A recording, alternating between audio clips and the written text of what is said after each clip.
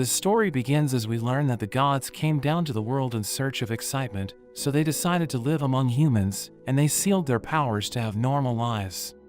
The only thing they can give humans is their blessing, which grants them the power to fight monsters, and the people who receive it become their familia. In the present, we see a boy named Bel, who's the only member of the Hestia familia, and he runs away from a monster, but he reaches a dead end. He thinks it's all over for him, but a girl named Eyes suddenly comes to his rescue, cutting the beast in half. After that, Bel walks through the town covered in blood, and he attracts everyone's attention because he looks like someone who took on more than he could handle. He meets with a guild officer named Ina, who scolds him for going to the 5th floor, and she thinks he's lucky to be alive, because a lot of level 1 adventurers wouldn't have survived a minotaur attack. He asks her about Eyes, and Ina sees that he's blushing, so she realizes that he's in love. She mentions how Eyes is part of the Loki familia, and she's also one of the strongest swordsmen in the country, but Bel wants to know if she has someone special. So Ina notes that she hasn't heard anything about it, but it will still be difficult for him to get Eyes to like him. But she tells him to cheer up and trade the gems he earned for money. He prepares to leave, but she mentions how girls like boys who can protect them, so Eyes might like him back if he works hard to get stronger. Bel thinks about how his grandfather told him he needs to pick up women in the dungeon, because if he can save them, she'll be grateful to him and they'll get to know each other.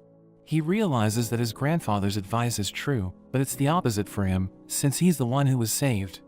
Bel returns to his house, where Hestia hugs him, and she's worried when he tells her about the monster that attacked him, but he promises that he won't leave her alone.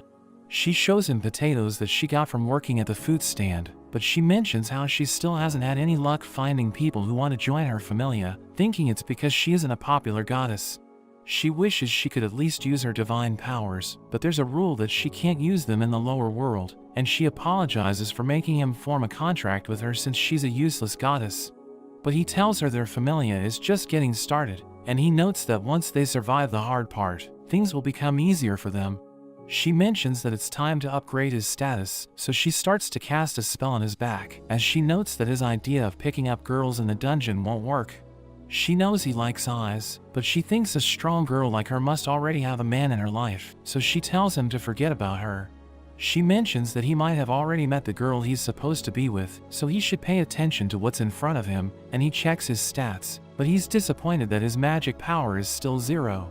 He sees something written in the skill section, but Hestia tells him it's nothing, explaining that there are marks there because her hand slipped. But she knows that he actually unlocked a skill, which will make him level up quicker, as long as he has strong feelings about it. She's happy that he finally unlocked a skill, but she's also annoyed that it was someone else who changed him, because she always had her eyes on him. The next day, Bel wakes up and sees Hestia sleeping on top of him, but he's embarrassed seeing her chest, so he decides to head out. While walking through the town, he senses someone watching him, but he's interrupted by a girl named Seer, who gives him a magic stone that he dropped. She hears his stomach growling, so she gives him her breakfast, but he refuses to take it. She assures him it's fine, because she'll have a lot to eat when the restaurant opens, but she makes him promise to eat there once he gets back. Bel goes to the dungeon, where he eliminates a group of monsters, but as he's collecting the stones they dropped, he wonders how much it will take for him to catch up to Eyes.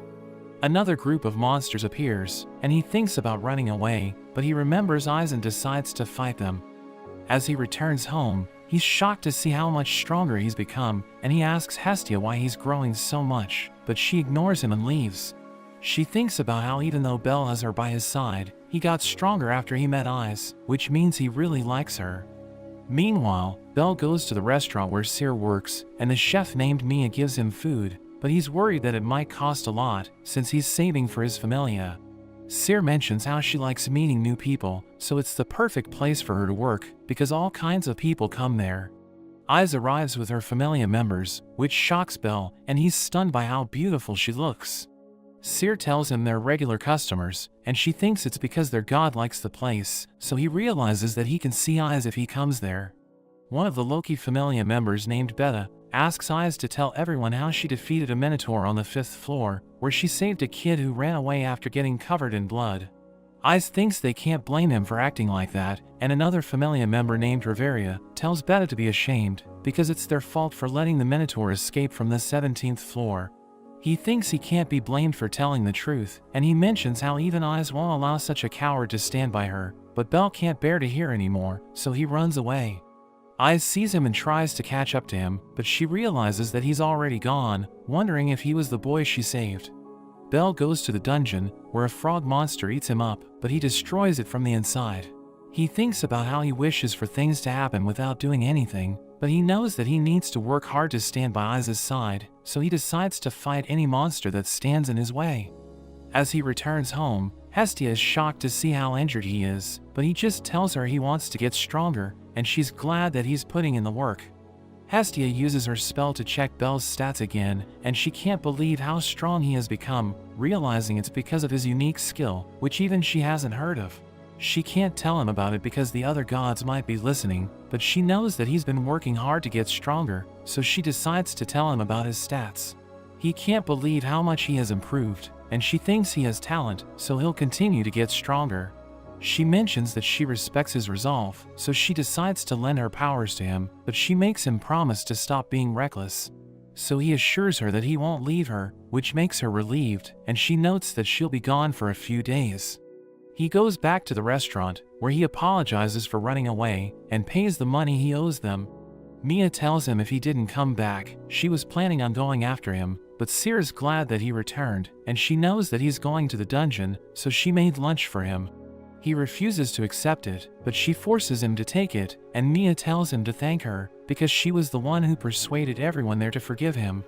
Mia mentions that there's no use for an adventurer to pretend to be something he isn't, and she advises him to put all his energy into surviving. She notes that it doesn't matter if he feels pathetic, or if people laugh at him, because what's important is that he comes back alive. Meanwhile, Hestia is at a party for the gods, where she tries to steal food, but another goddess named Freya interrupts her. Loki joins them as well, and Hestia asks her if Eyes is seeing someone, but she notes that Eyes is her favorite, so she'll destroy anyone who comes after her.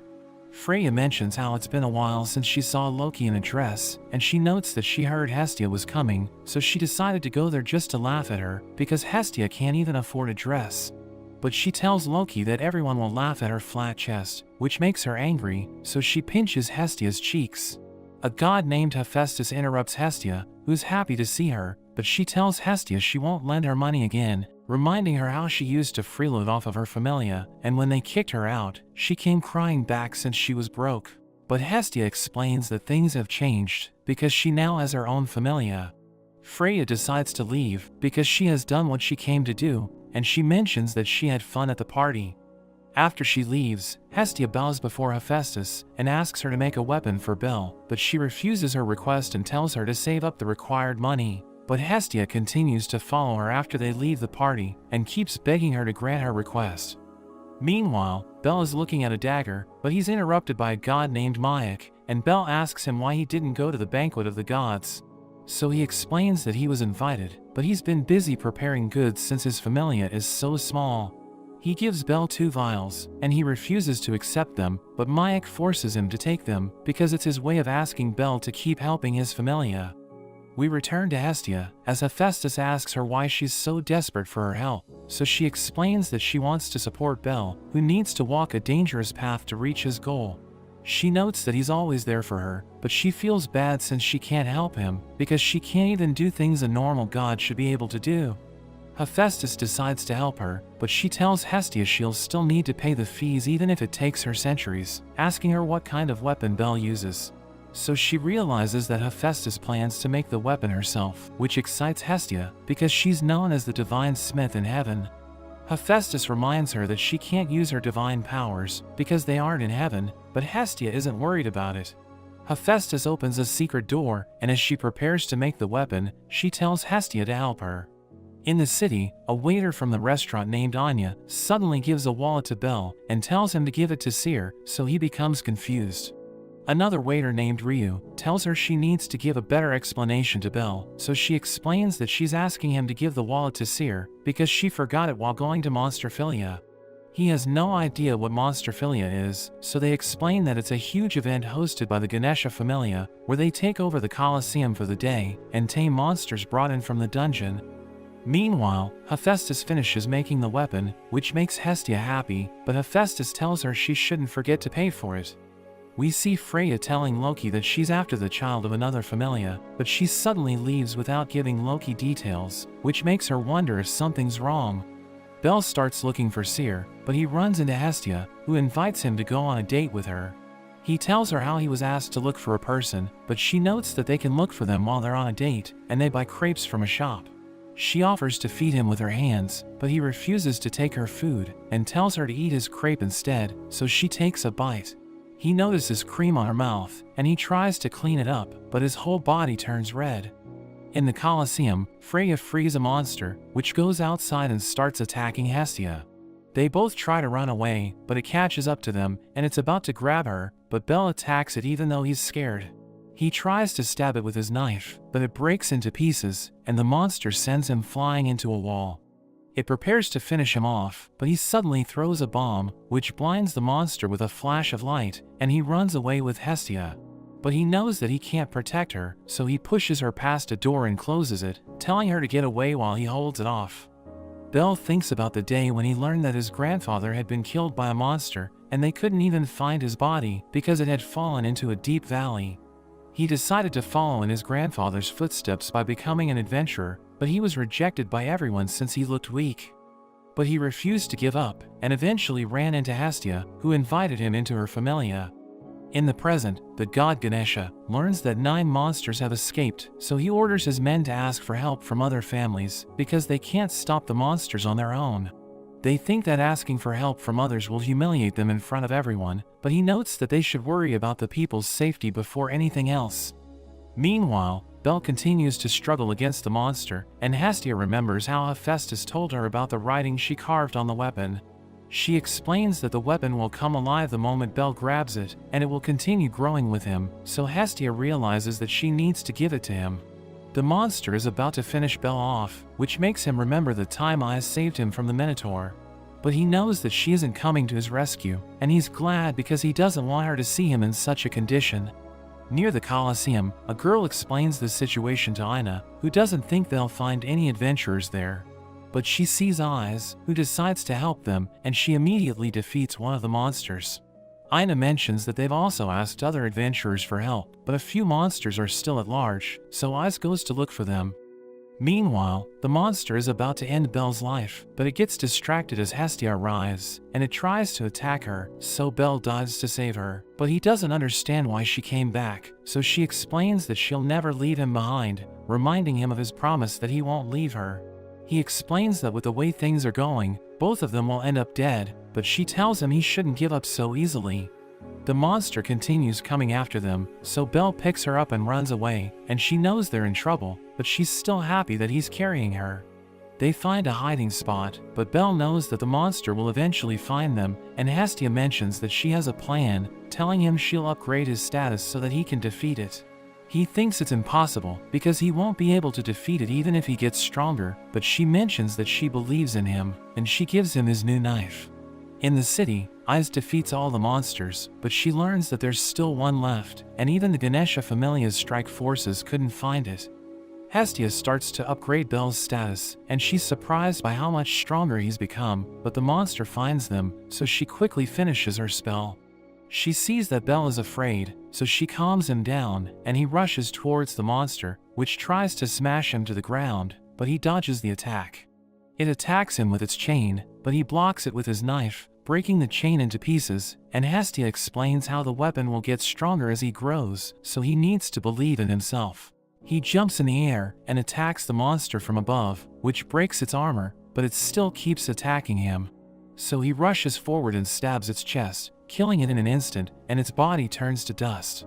Everyone starts to applaud him, while Aias watches him with the crowd, and she decides to leave since the monster has been defeated. Hestia suddenly falls unconscious, so he takes her to the restaurant, where he thanks Seer for letting Hestia rest there. Seer realizes that he got involved because she forgot her wallet, so she apologizes for getting him into trouble, but he assures her that it wasn't her fault. She notes that she has fallen in love with him after seeing him fight, which makes him blush, but he thinks she's just making fun of him. Hestia wakes up, and Bel tells her how the other monsters have also been defeated thanks to Aias, but he asks her where she got the knife. So she reveals that Hephaestus made it for her, and he's surprised hearing this, because he knows that her weapons are expensive. Hestia knows that he's been looking at the weapons shop, but he can't afford the items since they're expensive. So she made arrangements with Hephaestus because she wants to help him get stronger, which makes him cry. In the dungeon, we see a child collecting gems, but a man yells at her for being slow, telling her she's useless as a supporter, but he thinks he can still use her as a decoy if he gets surrounded by monsters. We return to Belle, as he tells Ina to grant him access to the 7th floor, which shocks her, because he almost died on the 5th floor, but he assures her that he's gotten stronger. He reveals that several of his status levels have gone up to E, but she doesn't believe him, so he shows his back to her, and she realizes that he's telling the truth.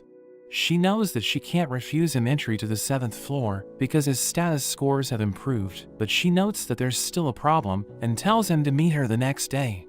But when he sees her, he's surprised by how different she looks, and she wonders if he's excited to go shopping with her. She asks him if he has anything to say about her outfit, which makes him blush, and he notes that she looks younger than usual. After that, Ina takes him to the Hephaestus Familia's shop called Babel, which shocks him, because he doesn't have the money to shop there, but she forces him to come with her. As they enter the shop, Belle is amazed by the items, and Ina mentions that they're heading to the upper floors, but they can still look around before going there. Belle runs into Hestia, and they're both shocked to see each other, but she's annoyed that he's with Ina. She wonders if Ina is trying to seduce him using her position in the guild, but she assures her that she has no such intentions. Ina takes Belle to the upper floor, where the items aren't that expensive, because they were made by newer blacksmiths, who just want to have their products evaluated by their customers. He looks around and finds an armor he likes, and he knows that it will cost him all of his money, but he still decides to buy it. Ina tells him she's found an item for him, but he tells her he already made up his mind on what to buy, and reveals that he's going to the dungeon tomorrow. She wishes for him to form a party, and tells him he should at least hire a supporter, because it will make things more efficient. After that, Ina gives him a present, which he refuses to accept, but she notes that he should take it for his own sake, because there's no telling what might happen to an adventurer. She doesn't wish for him to die in the dungeon, telling him she wants to help him after seeing how hard he works, which makes both of their faces turn red. Belle makes his way home, but he sees that a man named Gid is about to attack a girl, so he protects her with his knife. Gid asks him if he's with her, but he reveals that he doesn't know her, so Gid becomes angry, but Rita suddenly arrives, and tells him he shouldn't use his sword in the city. So he decides to retreat, and Belle tries to check on the girl, but he realizes that she's already gone. The next day, Belle puts on his armor, and as he's walking through the town, he meets a girl named Lily, who asks him if he's looking for a supporter. He thinks she's the girl that he saved, but he realizes that she isn't, because her ears look different. He mentions that he was thinking about getting a supporter, and she asks him to choose her, because she's so poor that she doesn't have enough money to get by. She adds that he needs to take responsibility for touching her ears, so he becomes embarrassed, and he decides to hire her for the day. They go to the dungeon, and she watches him as he defeats the monsters, telling him his skills are impressive. She thinks it's all thanks to his knife, and he notes that he relies on it too much, telling her his goddess gave it to him. He asks her about the god she serves, so she reveals that she's part of the Soma Familia, and she helps him collect the magic stones dropped by the monsters. After that, he goes to Ina and tells her about Lily, but Ina mentions that the members of the Soma Familia seem desperate, so she isn't sure if Lily is the right match for him. She asks him what he thinks about Lily, so he mentions that she's great, since he got a lot of magic stones thanks to her. He prepares to leave, but Ina suddenly notices that he isn't carrying his knife, and he wonders if he dropped it somewhere. We see Lily trying to sell the knife, but the shopkeeper tells her it isn't worth much, because it can't even cut anything. She leaves the shop, but she runs into Cyr and Ryu, who notice that she's carrying Belle's knife. She tells them they're mistaken, but Ryu knocks the knife out of her hands, which makes her run away, but she bumps into Belle. Ryu and Cyr catch up to her, so Belle asks them if they've seen his knife, and he gets emotional when he sees that Ryu has it. He wonders where she found it, but she doesn't tell him that she got it from Lily, and after they leave, he tells Lily that he was also looking for her, asking her if she wants to accompany him to the dungeon.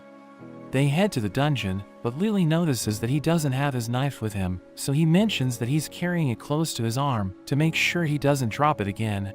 He asks her if she doesn't want any money for the contract, so she mentions that he can just give her a portion of the loot, telling him it's simpler since he's alone.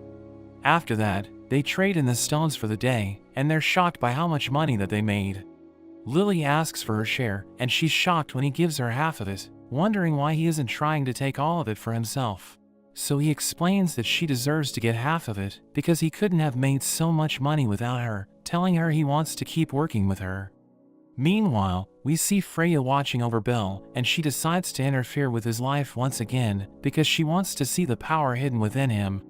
At night, Hestia meets up with Mayak, and she starts to cry, telling him Bel is cheating on her, because she saw him with Lily.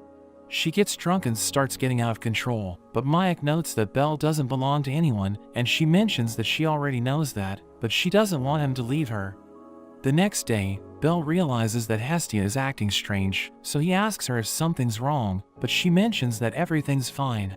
He asks her when she's free from work, because he wants to take her out for a nice dinner, so that he can show his gratitude for everything she's done for him. She thinks he's inviting her on a date, so she agrees to go with him, but she decides to visit the divine bathhouse first. A god named Demeter joins her, and she wonders why Hestia is there, since she never visits the bathhouse, so she reveals that she's going on a date. Demeter can't believe she finally found a man, because she was hopeless in heaven, and Demeter tells everyone about it. She meets up with Bel, but before they can leave, a group of goddesses surround them, and they start to check Bel out, because they're curious who she's going on a date with. Demeter apologizes to Hestia, who's annoyed seeing how close Demeter is with Bel, so she grabs him and runs away. They spend the whole day hiding from the goddesses, but they end up on a spot with a beautiful view of the city, and Bel wishes to come back there with her, which makes her happy. At the guild, a girl tells Ina how the Soma Familia adventurers are arguing with the money exchange, which makes her wonder why they're all so desperate. We see a group of men taking away all the money Lily made, and they beat her up, telling her they're the only reason why someone as useless as her is part of the Soma Familia. The next day, Bel and Lily go to the dungeon, where he gets knocked to the ground, and an ant monster is about to attack him, but Lily shoots a fireball at it. He manages to defeat all the monsters, and he thanks her for saving him, telling her he would have been in serious trouble without her. After that, she asks him for a day of leave, because her familia is having a meeting, and she needs to be there no matter what. She knows that it's against her contract, so she's prepared to accept any penalty, but he notes that she doesn't need to worry about it, and he tells her to ask him whenever she needs time off. The next day, Bel goes to the restaurant to return Sear's lunchbox, and he wonders what she does in her free time, so she reveals that she reads books. He notes that the books Hestia has are too difficult for him to understand, but he sees a simple book in the restaurant, and Sear lends it to him. He goes home and starts reading the book, as he thinks about how in his mind, magic is just a tool to become stronger. It's like a flame, which doesn't suit someone like him, but he still wants it so that he can catch up to Eyes, and he also wishes that it could make him a hero. He falls asleep while reading, so Hestia wakes him up, and as she checks his status, she's shocked to see that he has finally developed a magic called Firebolt. Bel can't believe he'll finally be able to use magic, and Hestia mentions how he needs to chant a spell to use it, which is usually written next to the magic status. But there's nothing written there, which means he doesn't need to chant, and she tells him to try it on a monster in the dungeon. But after she falls asleep, he sneaks out of their house, because he can't wait to use magic. He goes to the dungeon, where he uses his firebolt to defeat a monster, and he's so happy that he keeps spamming it until he gets tired. He realizes that he's come far into the dungeon, and he's about to go back, but he suddenly falls unconscious. Eyes and Reveria arrive, and Reveria notes that Bel used too much magic, while Eyes mentions that he's the boy who was attacked by the Minotaur that escaped from them, so she wants to make it up to him. She puts his head on her lap, and as he wakes up, he's reminded of his mother, but after he realizes what's happening, he quickly runs away, which makes her wonder why he always does that. Bel returns to his house, and he can't believe that he ran away from Eyes again, but Hestia thinks he just had a bad dream because of the book he read. She tries to read it, but she's shocked to see that it's a grimoire, which allows its user to use magic according to their latent ability. She wonders where he got it from, so he explains that he just borrowed it from the restaurant, telling her someone forgot it there. But she reveals that it loses its power once it's read, so he thinks he's in trouble, and he's about to go back to the restaurant to find the person it belongs to, so that he can pay them back. But Hestia tells him it costs more than a top-grade item from the Hephaestus Familia shop, and Bel can't believe it. so she mentions that he should just tell everyone he didn't read it, and she promises to take care of the rest, but he stops her because he can't allow himself to do such a thing. Belle returns the book to Mia, and he tells her the truth, but she tells him he doesn't need to worry about it, because it's the owner's fault for leaving it behind. Meanwhile, Ina runs into Reveria and Loki, so she asks Loki about the Soma Familia, and she reveals that the Familia members worship wine instead of Soma. In the city, Belle is waiting for Lily, but he sees her being harassed, so he tries to help her. But Ged interrupts him, and he offers to work together with Belle to trap her, because he thinks Belle is also after the money she's saved up. But Belle pushes him away and refuses his offer, and Lily asks him what he was talking about with Ged, but he assures her that it was nothing. He wonders if she has a problem, because someone was harassing her, but she tells him it's nothing. We learn that her parents died in the dungeon trying to make money, so she had to do everything she could to survive, and she worked with adventurers from her familia. But anytime she asked them for something, they beat her up and treated her like trash, so she tried running away to start a new life. But they always found her and destroyed anything close to her, which made her hate adventurers.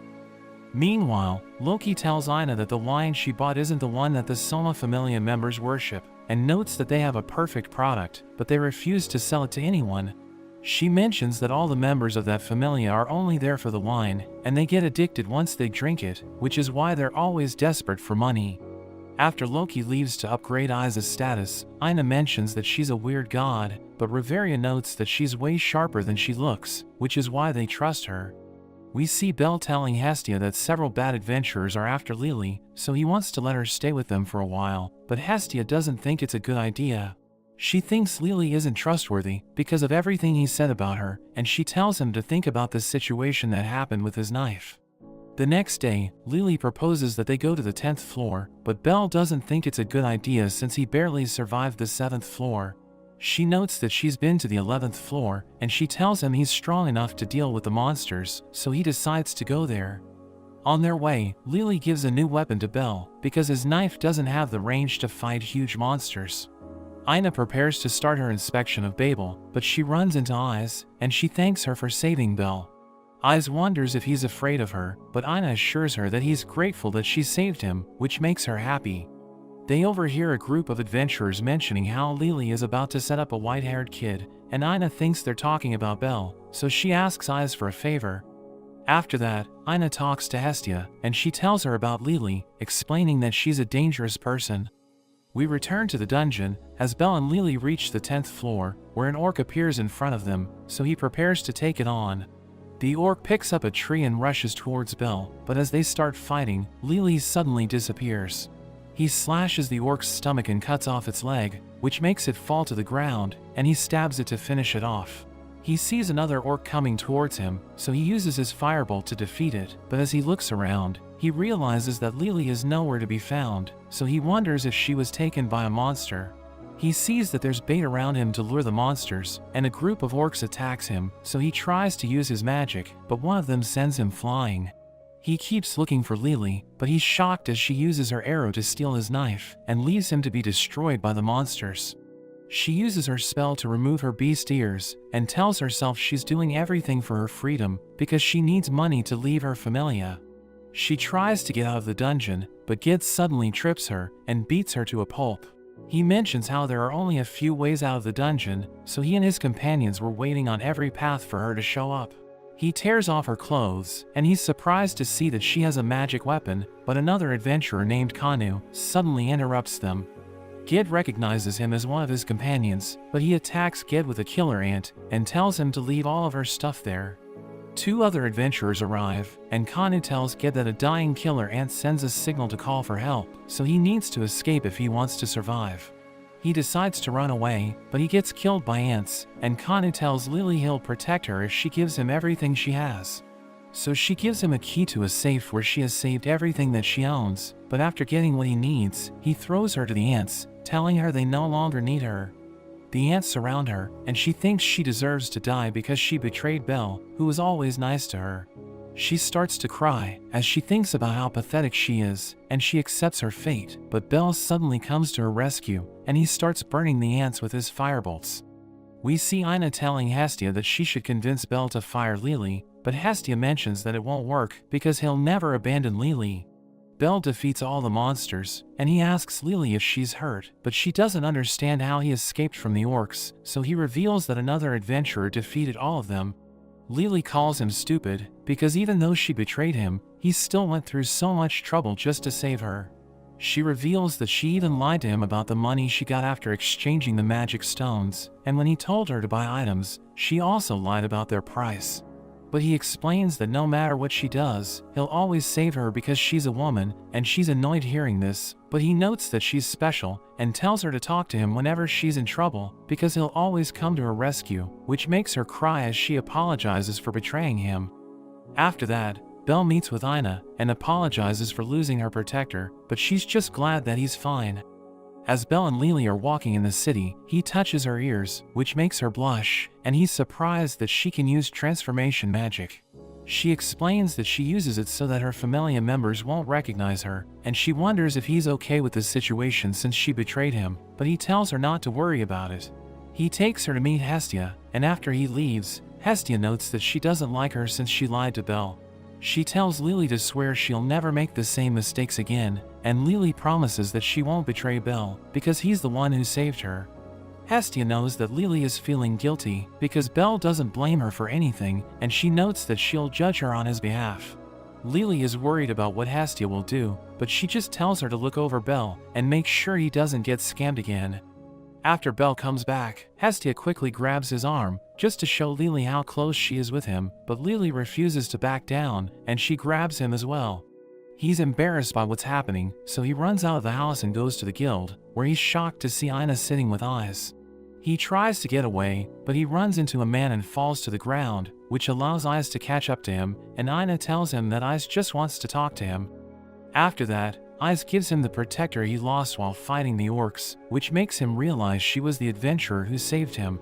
She notes that she wanted to apologize, since the Minotaur attacked him after it escaped from her, but he explains that he should be the one saying sorry, because he always runs away when he sees her. She's amazed by how quickly he's gotten to the 10th floor, but he thinks he still has a long way to go, because he still doesn't know how to fight, so she offers to teach him.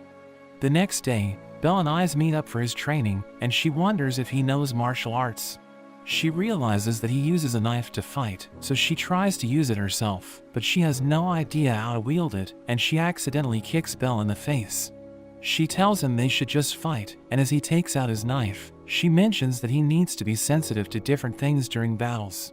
She knows he's a coward, and she thinks it helps him protect himself, but she can tell that he's afraid of something. He tries to attack her, but she blows him back, telling him to never lose focus, and as she hits him again, she mentions how he needs to make sure he doesn't have any blind spots. He rushes towards her, but she hits him with a flurry of attacks, which makes him fall to his knees. But he tells her he wants to continue fighting, and as he charges in again, he finally manages to dodge an attack, but she still hits him in the head.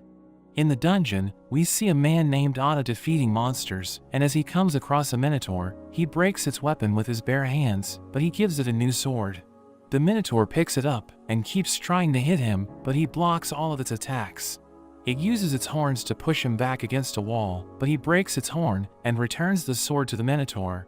It continues to attack him, and as his sword finally breaks, he realizes that he was able to make it stronger. The next day, Belle and Lily go to the 10th floor, and she notices he's always tired even before they enter the dungeon. They come across a group of monsters, and they surround Belle, but Lily fights with a crossbow, while he uses the chance to attack them. He remembers how Eyes taught him to watch his blind spots, and he manages to defeat the monsters, but a group of orcs suddenly appears before him. He knows it might be difficult for him to beat them, so Lily wonders if he'll run away, but he decides to fight, because he won't be able to catch up to Eyes if he's always scared. After that, Belle goes to train with Eyes again, but he's no match for her as she keeps knocking him out. She wonders how he got stronger so fast, so he notes that there's someone he wants to catch up to, and he also needs to reach a place no matter what. She understands his feelings because she has the same goal, and she tells him it's time to practice napping because an adventurer needs to know how to fall asleep anywhere. They both lie on the ground, and he's shocked by how quickly she falls asleep. He hears his grandfather's voice telling him to kiss Eyes, but Hestia's voice mentions that she didn't raise him to become such a person, so he starts to feel conflicted. He resists the urge to kiss Eyes, and after she wakes up, she takes Belle to get food, but he's shocked because they end up going to the shop where Hestia is working. She's angry since she always sees him with different girls, but he tells her how Eyes has been training him. He asks for Hestia's permission to continue working with her, explaining that she'll leave for the Loki Familia's expedition after 2 days, and Hestia agrees to his request, but she tells Eyes not to get any ideas. In the dungeon, Kanu comes across the Minotaur Eyes was fighting, and he uses his magic weapon on it, but it has no effect, and the Minotaur finishes him off. Belle sees a poster about how Eyes defeated a floor boss on the 37th floor, and he's shocked as he realizes that she did it all by herself, because it usually takes a party of skilled adventurers to defeat the boss. He goes to train with her, and even though he can't even land a single hit, he continues because he wants to get closer to her level. The next day, as Belle is walking through the city, Sears suddenly grabs his arm and makes him wash dishes. Ryu decides to help him, and he asks her what she did to increase her level when she was an adventurer, so she tells him he needs to defeat a powerful opponent if he wants to get stronger. She notes that he needs skill and strategy to pull it off, but even that doesn't guarantee victory, so he needs to join a party, because they can compensate for each other's weaknesses. After that, Belle goes to train with Eyes, and he finally manages to keep up with her, but she still pushes him back. She mentions how it's their final day of training, and he thanks her for helping him, but she also thanks him since she had fun. Belle thinks he may never catch up to her since she's so strong, but he'll continue to work hard so that he can reach her level. Belle returns to his house, where he tells Hestia how his training has ended, and she notices something in his status, but he leaves without even looking at it. Meanwhile, the Loki Familia captain named Finn talks to everyone about their expedition into the dungeon. He mentions that they'll split into 2 groups to make sure they don't overcrowd the upper floors, and he notes that their goal is to get to the 59th floor, which has never been reached before. We see Belle and Lily inside the dungeon, and he can sense that someone is watching them, but even though she can't tell if it's true, she still thinks something is off about the floor. They realize that it's too peaceful, and Belle notes that the situation is similar to the day he was attacked by the Minotaur. As they move forward, the Minotaur that fought Ada suddenly appears, and Lily mentions that they need to escape. But Belle is too shocked to move, so she pushes him out of the way as it attacks them, and she ends up getting hurt. Meanwhile, we see 2 adventurers telling the Loki Familia how a Minotaur is present on the 9th floor, which makes them wonder if it's one of the few that escaped from the 17th floor. But Riveria doesn't think it's true, because it's been a month and there have been no sightings. Finn wonders if everyone is alright, and one of the adventurers mentions that the Minotaur is attacking a white-haired boy, which makes Eyes realize it's Belle, so she quickly runs to find him. Belle continues fighting the Minotaur, but he knows that he's no match for it, and Lily wakes up, so Belle tells her to run away. She doesn't want to leave him alone, but he makes her get to safety, and after she gets away, he thinks about escaping as well. But he knows that if he lets the Minotaur pass through, it will kill Lily, so he decides to hold it back and buy time for her to get out of the dungeon. The Minotaur slams the sword to the ground, which makes him jump up in the air, but it suddenly stabs him with its horn. It's about to finish him off, but Ice comes to his rescue, and he can't believe that she's about to save him again. He gets up because he knows that if he backs down from the fight, he'll never be able to grow, so he grabs Ice's arm and pushes her back. He approaches the Minotaur, while the other Loki Familia members also arrive, and Beta realizes that Belle is the same boy that Ice saved. He starts making fun of him, but another adventurer named Tiana tells him to stop, and she asks Ice if she's okay just watching the fight, because Belle won't survive. Beta mentions that they should leave him alone, since he's trying to be a man, and Lily begs Beta to save Belle, but she ends up falling unconscious. Beta decides to rescue him, but he's shocked to see that Belle is holding his own against the Minotaur, because he was completely helpless 1 month ago. He blocks all of its attacks, and Beta is amazed by how strong his knife is, but the others note that it's also because of how skilled he is. He hits the Minotaur with his firebolt, which surprises everyone, because he didn't chant a spell, but it isn't strong enough to defeat the Minotaur. As they continue to clash, Belle's sword finally breaks, but he stabs the Minotaur's arm, causing it to drop its weapon. He grabs it and slashes the Minotaur's chest, and as they rush towards each other, everyone thinks he'll die because he's too reckless, but Ice believes in him. He blocks the Minotaur's horn with the sword, and he stabs it with his knife, as he casts his firebolt to burn it from inside.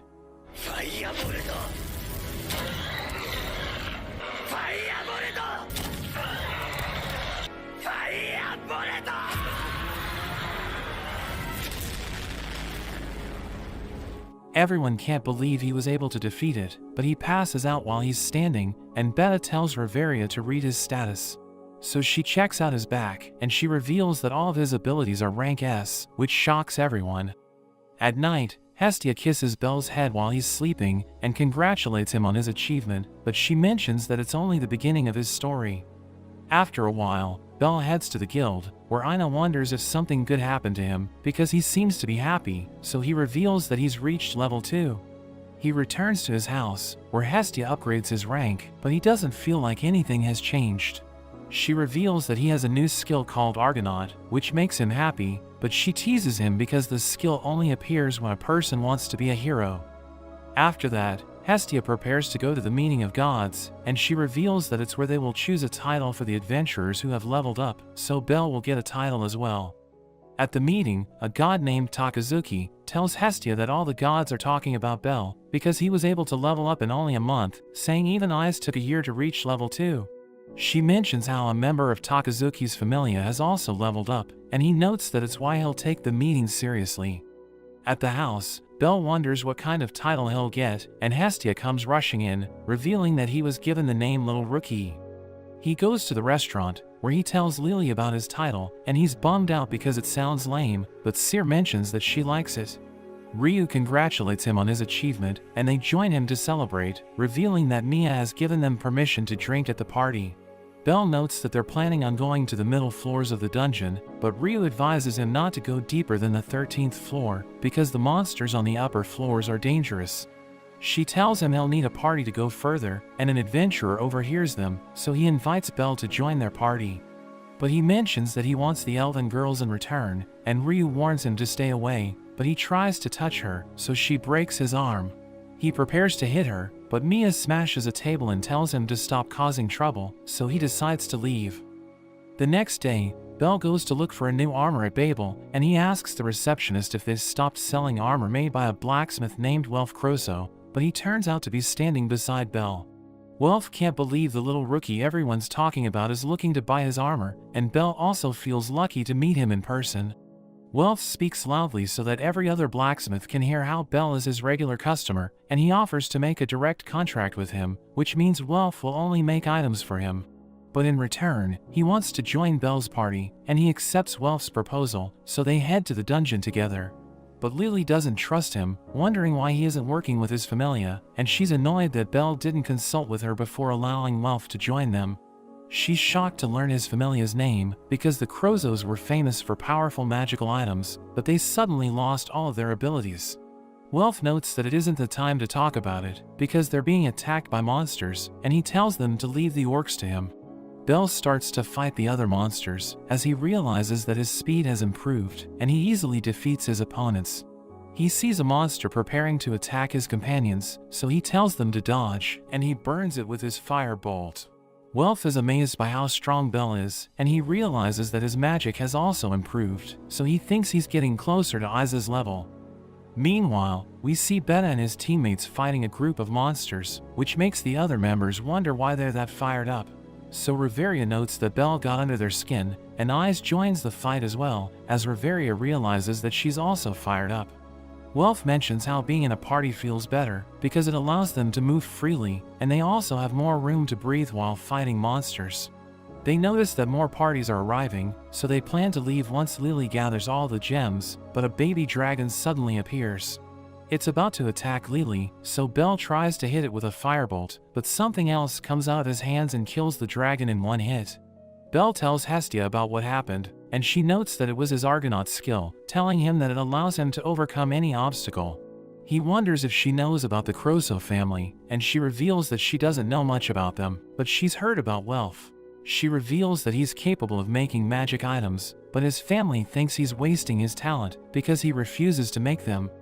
The next day, Bel tells Welf they won't be going to the dungeon because Lily is taking a day off, so he takes Bel to his workshop to make new equipment for him. He wonders if Bel has a special request, but he mentions that he's okay with the light armor, so Welf tells him to be greedier. He looks around and picks up a sword, as he notes that it looks good, but Welf tells him nobody would buy it, and he knows that Bel is expecting it to be a magic item. He notes that Hestia was asking people about him, so he knows that she already told Belle about him, and he was worried that Belle would change his attitude because of it. He apologizes for testing him, and he sees that Belle is carrying a minotaur horn, so he decides to make a weapon out of it. He reveals that he used to have a lot of customers, but he got sick of them because they all told him to make magic items, and he knows that they want him to create a tool that will make them famous. But he thinks that's not what a weapon should be, because it's supposed to be a part of its wielder, and it will never betray them no matter how bad the situation gets. But a magic item will shatter and leave its user behind, so he believes that neither a wielder nor a blacksmith can have pride in it, which is why he stopped making magic items. Welf makes a weapon out of the horn, and he knows Belle can't trust him completely since they only met a few days ago, but Welf asks him to treat him like a companion. The next day, Belle and the others go to the dungeon, and before they head into the 13th floor, Lily reminds them that the monsters there can attack from afar, so they always need to be on guard. She notes that they'll use a standard formation, where she'll be at the back while Welf is in front, but she tells them to remember that a supporter doesn't have the power to cover the back alone. Belle starts to laugh, so she wonders if he's even taking it seriously, but he's just excited because they're going on an adventure. Outside the dungeon, Hestia sees Takazuki seeing off his familia members, and he notices that she's worried about Belle, so he tells her she needs to believe in him, because worrying won't do anything. On the 13th floor, a hellhound bites Belle's arm, and Welf cuts it in half, but he sees another one preparing to breathe fire, so Lily shoots it with her arrow, and creates an opening for him to finish it off. She thinks they should go somewhere open, but before they can leave, a group of monsters suddenly appears in front of them. Meanwhile, we see a girl named Asfi, who tells the god Hermes that Belle doesn't seem to be liked by other adventurers. There are rumors that he only defeated the Minotaur because he got lucky, and he even lied about how quickly he leveled up, but it only makes Hermes more interested in him. He wonders if it's making her jealous, so she explains that she just wants to avoid trouble, but he pats her head, telling her that all the members are grateful to her, and he depends on her as well. Inside the dungeon, we see that the group sent by Takazuki is in trouble, as one of their members has gotten seriously injured, so he's being carried by a man named Oka. Another member named Makoto eliminates the rabbits that are following them, but they see a pack of hellhounds approaching. They eventually run into Belle and the others, who are surrounded by monsters, but Oka decides to run past them, because he's more worried about the lives of his teammates. Belle sees them running away, and Lily mentions that they need to escape as well, because the monsters that were following Oka and the others will attack them. They try to get to safety, but Belle decides to fight the monsters to buy time, and he hits them with his firebolt, but a few of them jump over him and attack Lily. Belle and Welf defeat them before they can hurt her, but Welf's arm is injured, and they realize that monsters are blocking their path. So Belle remembers how Rhea told him that every little thing that happens in the dungeon eventually adds up, and the dungeon will show its true colors when they're on their last legs. The roof above them suddenly collapses, as monsters come flying in from above, and the falling debris injures both Welf and Lily, while a hellhound breathes fire at them. Meanwhile, Hestia goes to the guild, and tells Ina that Belle and his party haven't returned, so she wants to start a quest to find them, but Takazuki suddenly arrives with Makoto and Oka. In the dungeon, Belle and the others somehow survive after they fall down a couple of floors. They try to get out, but end up running into a dead end, so Lily proposes that they go to the 18th floor, which confuses them because they just got destroyed by the monsters on the 13th floor. But she reveals that the 18th floor is a safe zone, which means there are no monsters there. Welf is worried about the boss that appears on the 17th floor, but Lily thinks it must have been defeated by the Loki Familia's expedition team, so they might be able to cross before the boss respawns. They ask Belle to decide, and they assure him that they won't blame him if anything goes wrong, so he decides to follow Lily's plan. Meanwhile, Takazuki tells Hestia about what happened to Belle's party, and she notes that if Belle doesn't come back, she'll blame it on his familia members. But she mentions that she'll never hate them, so she tells them to help her find him, and they promise to do their part. Hephaestus mentions how all the high-level members of her familia are on the expedition, while Takazuki notes that he can send only 3 members, because the others will just slow everyone down. Hermes offers to help Hestia, and Hephaestus reminds him how he barely talked to her ever since they came down from heaven, but she notes that she needs all the help she can get, so she accepts his request. Asfi pulls him to the side, and she knows that he plans to go into the dungeon with her, so she reminds him that gods aren't allowed to enter the dungeon, but he notes that everything will be fine if no one finds out. Hestia overhears him and decides to go with him, because she can't wait for someone else to rescue Belle, and Takazuki once again apologizes to her, since he knows that his familia got Belle into trouble. But she tells him to forget about it, and she notes that Belle is still alive, because the blessing she gave him hasn't disappeared. Hephaestus asks Hestia to give Welf something on her behalf, while Hermes wonders if Asphi can protect him and Hestia, but she can't guarantee their safety, so he decides to take Ryu as well. In the dungeon, Lily is carrying a scent bag to make sure monsters stay away from them, but Welf complains about the smell, and she's annoyed since she's the one closest to it. A hellhound appears, and it breathes fire at them, but Welf uses his spell to return the flames to the hellhound's body, causing it to explode. After a while, the scent bag runs out, and a group of minotaurs appears, so Belle rushes towards one of them, and cuts it up with his knife. He picks up the axe that the Minotaur was carrying, and activates the Argonaut's skill as he attacks, destroying all the Minotaurs in an instant. Welf is amazed by how strong Belle is, but they realize that he's exhausted, so Lily asks him if he's okay. Meanwhile, Hestia prepares to lead the search party into the dungeon, and before they enter, Ryu appears wearing her complete battle gear, as Hermes notes that she has decided to join them.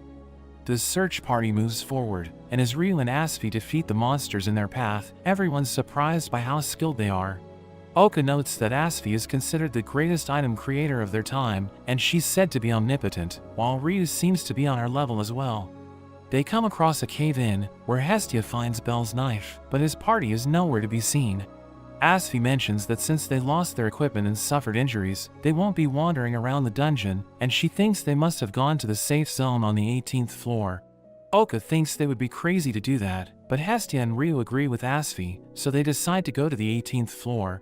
Hestia asks Hermes why he's helping them, so he reveals that someone told him to check on Belle's progress, and he also wants to see if Belle is capable of taking them into a new era. Meanwhile, Welf and Lily's bodies finally give up, since they've been fighting monsters for such a long time, so Belle carries them to a hole and jumps down. They reach the 17th floor, and Belle remembers that Lily told them to get through there as quickly as possible, before the floor boss respawns. Belle tries to get to a passage while carrying them, but the boss respawns and starts attacking them. He tells himself to keep running no matter what, and the boss tries to grab him, but he manages to get through the passage before he gets hit. They all fall to the next floor, where Belle sees someone standing in front of him, so he asks them to save his friends. Belle wakes up in her room, and he's shocked to see Eyes sitting in front of him, wondering what she's doing there. So she notes that her group is returning from their expedition, and they decided to rest in the safe zone. He asks her about Lily and Welf, but he accidentally falls into her, which makes him embarrassed. He sees Lily and Welf resting beside him, and Eyes assures him that they'll be fine, because Reveria healed them. She takes him to meet Finn, who welcomes him as their guest. He reveals that a few of their companions were poisoned by a monster, so their fastest members have gone to the surface to get an antidote, and they won't be leaving until they cure their friends. Belle runs into Tiana and her sister Tiani, and she keeps calling him Argonaut because seeing him fight the Minotaur reminded her of an old fairy tale. Tiana praises his skills, but his face turns red when they get close to him, and they think he looks cute when he's blushing. After that, as he's walking through a forest with Eyes, he wonders where the light is coming from, since they're in a dungeon, and he sees that the sky is filled with crystals. At night, Welf and Lily wake up, and they apologize for slowing Belle down, but he notes that he couldn't have reached the 18th floor without them. Eyes invites them to dinner, where Finn tells everyone to treat them with respect, because they're brave adventurers who risk their lives for each other. As they eat dinner, Eyes gives a fruit from the 18th floor to Belle, but he finds it too sweet. Lily tells him to give it to her if he doesn't like it, but Welf eats it instead, which makes her angry. Tiana and Tiani surround Belle and ask him how they can make their abilities reach S rank, but he suddenly gets up because he hears Hestia's voice.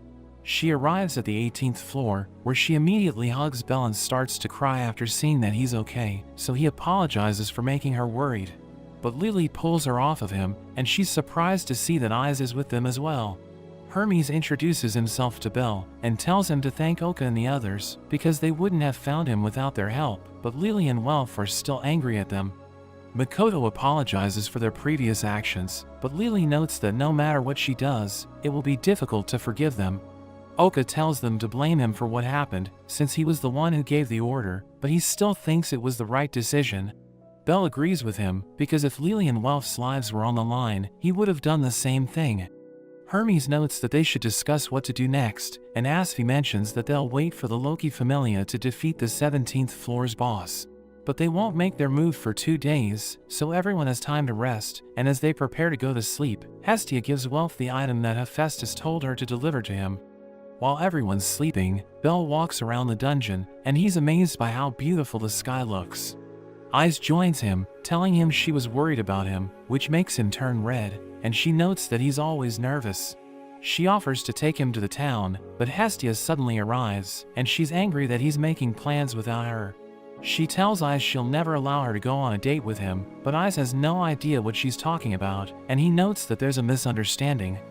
The next day, Hestia is tired as they're walking towards the town, and she's also annoyed that everyone else is coming with them, because she thought she was going on a date with Belle. He carries her since she's exhausted, and they come across a field of crystals, which amazes them with how beautiful it is. They reach the town, and as they look around, they're shocked to see how expensive everything is. Belle runs into an adventurer named Moldo, who invited him to join their party at the restaurant, and he plans to make Belle pay for how he treated him before, but they get scared and leave after seeing Eyes. Hestia buys a perfume, and Lily tells her she doesn't know how to spend money, but she mentions how Lily also bought a backpack, so she notes that they needed to get back to the surface. Hestia notes that she also needs the perfume, because Belle doesn't like sweaty girls, and Tiana invites her to the bathhouse, so the other girls decide to join them as well. Meanwhile, Beta returns to the dungeon with the antidote, but he's shocked to see Belle. Hermes tells Belle he needs to talk to him, but he takes him to peek at the girls taking a bath, which makes him embarrassed. He thinks it's wrong to peek at them, but Hermes notes that peeking is part of a man's romance, which makes Belle remember his grandfather.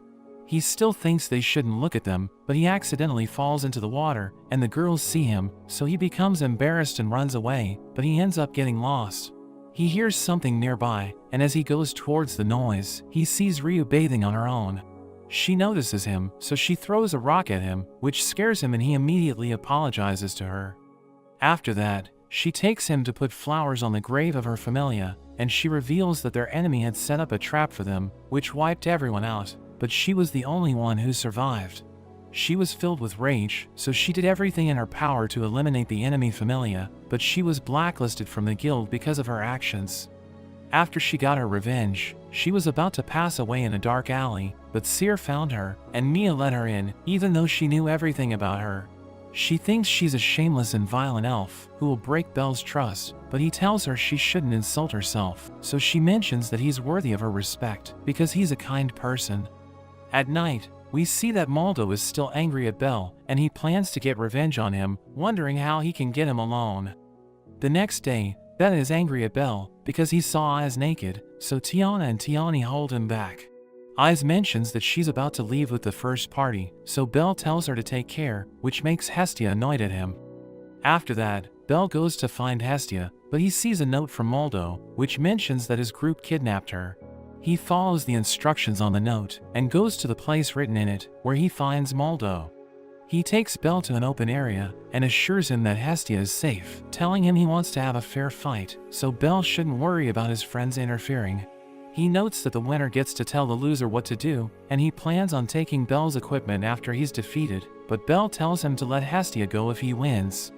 As the fight begins, Moldo breaks a crystal with his sword, which makes him turn invisible, and he starts to beat Belle up. We see Hermes and Asfi watching the fight, and we learn that Hermes is behind everything, because he needs Belle to see the ugly side of humanity. Asfi wonders what he'll do if Belle loses all hope, but Hermes thinks that if it happens, it means Belle wasn't the right person for the job. Welf suddenly arrives with the others, and they start to clash with Moldo's party, while the two members guarding Hestia hear the commotion, so they decide to leave her and join the battle. Hestia is annoyed because they just left her there, but Lily suddenly arrives and sets her free, revealing that she used her sense of smell to find her. Meanwhile, Welf and the others overpower their opponents, but they still can't get close to Belle, because there are too many of them. One of them hits Welf, which makes him drop the item Hephaestus gave him, and a man prepares to attack him, but Ryu suddenly comes to his rescue. We see that Bell is still getting beaten by Moldo, but he blocks one of the attacks, which makes Moldo wonder if it was just luck. He tries to attack again, but Bell senses his presence and starts to dodge him as he analyzes his surroundings to find Moldo. Bell breaks his sword and kicks him in the head, which makes him turn visible, but he still pushes Bell back with his broken sword. Hestia suddenly arrives, and she releases her divine power, which scares Moldo and his companions, so they run away. She hugs Bell and starts to cry, because he got beaten up trying to save her, but he apologizes for failing to protect her. Lily thinks the fight is over, but the ground suddenly starts shaking, and a floor boss falls from the sky. The boss lets out a scream, which makes the other monsters go on a rampage, and they start to attack Moldo's party. Bell and the others rush to save them, and Ryu notes that he has failed as a leader, but he made the right choice. Moldo is surrounded by monsters, and he's about to get killed, but Bell comes to his rescue and cuts down the monsters. Lily drags him to safety, telling him he'll just get in Bell's way, and she notes that he should be thankful to Bell for saving him. Asfi tells a man named Voles to get everyone in town ready to fight, and they think they should just run away, but she explains that the exit has been blocked, so they can't leave without defeating the boss. Meanwhile, Ryu attacks the boss's leg, which makes it fall to its knees, while Oka and Makoto try to cut it down, but their attacks have no effect, and it stands up again. It starts to gather energy in its mouth, and Welf uses his spell to make it self-destruct, but the boss still prepares to attack, so Ryu kicks its face, causing it to miss. Asfi tells her that the mages are working on their incantation, and she needs to distract the boss until they're done, but Ryu leaves the task to Asfi. All the adventurers attack the boss, and even though it hits Voles with its energy blast, he's still okay thanks to the mages. Bell uses his knife to injure the boss, and the mages finally launch their combined attack, which covers the boss in flames, damaging its whole body. Its mouth breaks off as it falls to its knees, but everyone's shocked when it regenerates, and it smashes the ground to blow them away. Ryu and Asfi ask Bell to take care of the surrounding monsters, while they hold back the boss, so that the mages will have enough time to fire another shot. They rush towards the boss, and Ryu slashes its body, but she realizes that her attack can't reach its magic stone. The boss keeps firing shots from its mouth, so Oka tells his comrade Chigusa to give him a shield. She knows what he's up to, and notes that he'll die if he follows through with his plan, but he refuses to be someone who can't risk his life for others. Bell uses his firebolt to destroy half of the monster's face, but it still fires a shot from its mouth, which sends him flying. It's about to finish him off, but Oka suddenly comes to his rescue, as he tries to block the attack with his shield, but he gets blown away. He and Bell are seriously injured, but Hestia tells Ryu to face the monster, and buy as much time as possible, because she's sure that Bell will wake up and defeat it. Bell hears Hestia calling his name, and she tells him to get up, but his body refuses to listen to him. Hermes tells him a hero is someone who risks his life for others, which makes Bell remember how his grandfather told him that he'll become the coolest hero if he stays true to his wishes. Bell wakes up and takes a sword, and as he prepares to attack the boss, a bell goes off around the dungeon as his body begins to light up. Ryu continues to attack the boss, and Asfi is shocked to see her saying an incantation during such a high-speed fight. Asfi flies using her boots, and she burns the boss's eyes, while Ryu finishes her incantation and hits it with a flurry of attacks, but it still isn't enough to defeat the boss. It grabs onto her, but she's saved by Makoto, who uses her gravity barrier to try and bury it into the ground, but it manages to break free. Welf arrives, and he hits the boss with one of his magic swords, which causes a massive explosion, but the boss is still standing. Bell activates his Argonaut skill, and he rushes towards the boss, as Hestia notes that when he's faced with an opponent he can't defeat, he can resist it with his hero's strike. He swings his sword with all his might, and it covers the whole dungeon with a flash of light, as the boss's body is cut in half. Its magic stone is exposed, but everyone realizes it's about to regenerate, so Bell rushes towards it, and he stabs the stone with his knife, causing it to explode. Everyone celebrates their victory, while Hermes is glad to see that Bell was up to the task, and we learn that he's actually the grandson of Zeus, as well as the last hero of their familia. Hermes notes that things are about to change, and he's excited to see it with his own eyes, because history is about to be made, and he knows that people will talk about it for generations to come. We see Bel and the others being attacked by wolves, and he uses his knives to take them out, but one of them breathes fire, so Welf blocks the flames and cuts it down. Lily warns Makoto that she's about to get hit, but she easily takes out the wolves, and they're glad that she's with them, since they struggled in the middle floors when she wasn't in their party. She apologizes for putting them in a terrible position when they first met, so they tell her it's all in the past, but she notes that she can't forget about it. After that, they go to a bar, where Bel congratulates Welf for reaching level 2, and Lily mentions that the price of the items he creates will increase as well.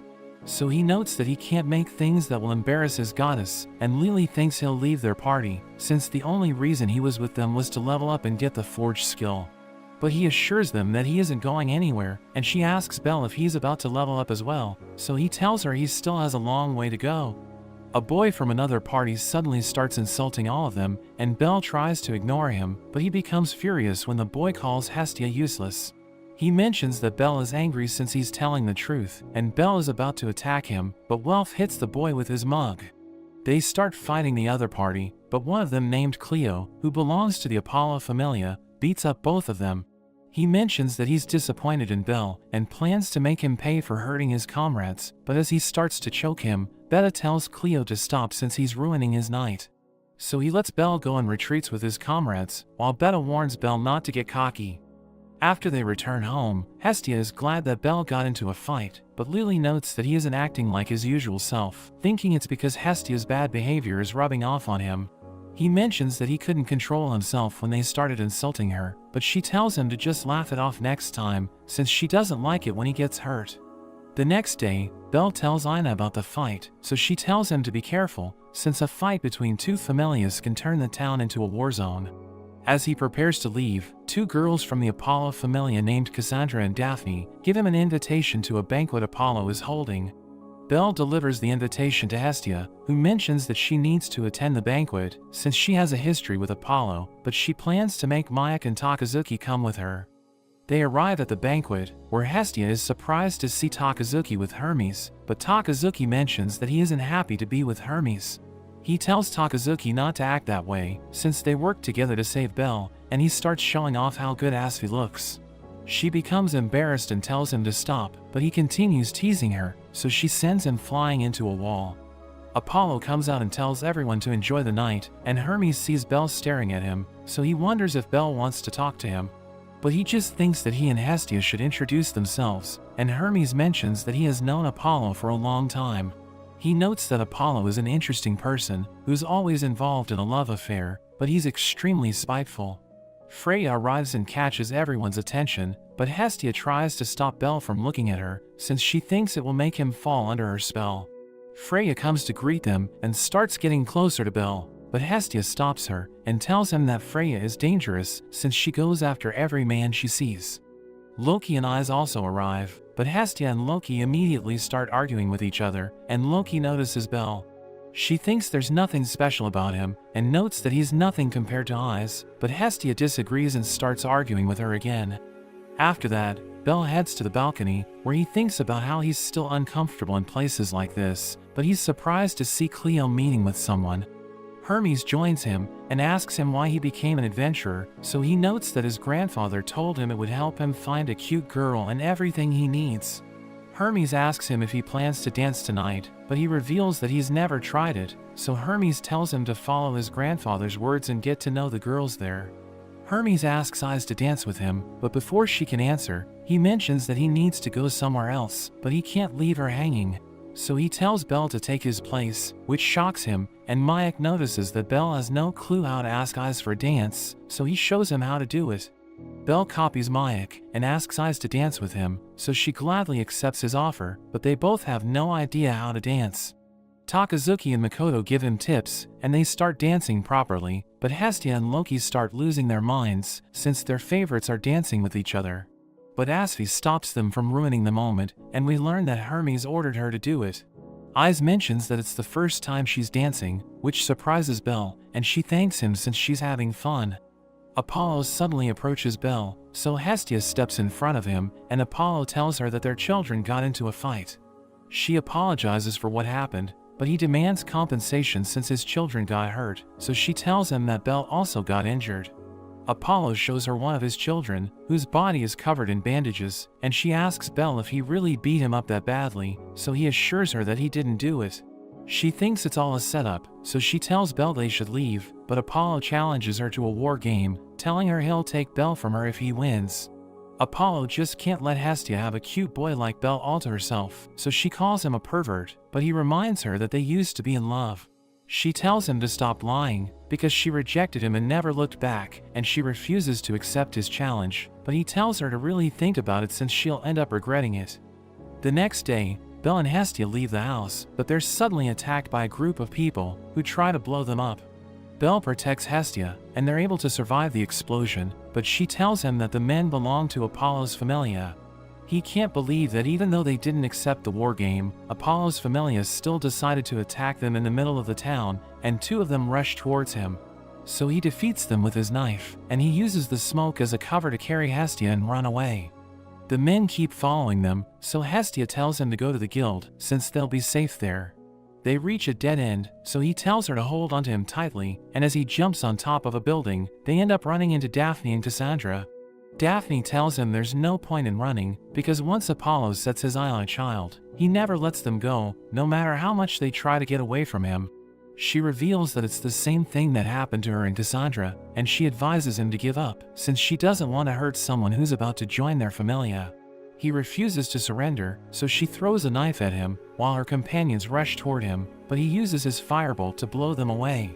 Cassandra notes that they should leave him alone, since she had a prophetic dream, and she thinks something bad will happen if they keep following him, but Daphne tells her to stop being silly. Meanwhile, Wolf and Lily think something's wrong, since Bel is late for their meeting, and they hear people mentioning that the Apollo Familia has attacked him. Ice receives the same report, but before she can do anything, Finn warns her against helping the Hestia Familia. Bel and Hestia continue running away, and she apologizes for slowing him down, but he tells her it isn't her fault. He stops and defeats the men who are catching up to them, but he notices Cleo standing in front of him, and he immediately attacks Bel, who manages to block his attack, but he gets pushed back. Cleo is surprised that he made it that far, and Bel struggles to defend himself as Cleo continues to attack him. At the guild, Ina tells the guild master to stop the Apollo Familia, since fighting isn't allowed in the town. But he notes that he can't do anything, because Apollo's Familia will just pay the fines they'll get for their actions. Meanwhile, Cleo notes that he hates Bel, but he'll allow him to join their Familia, since it's what Apollo wishes for.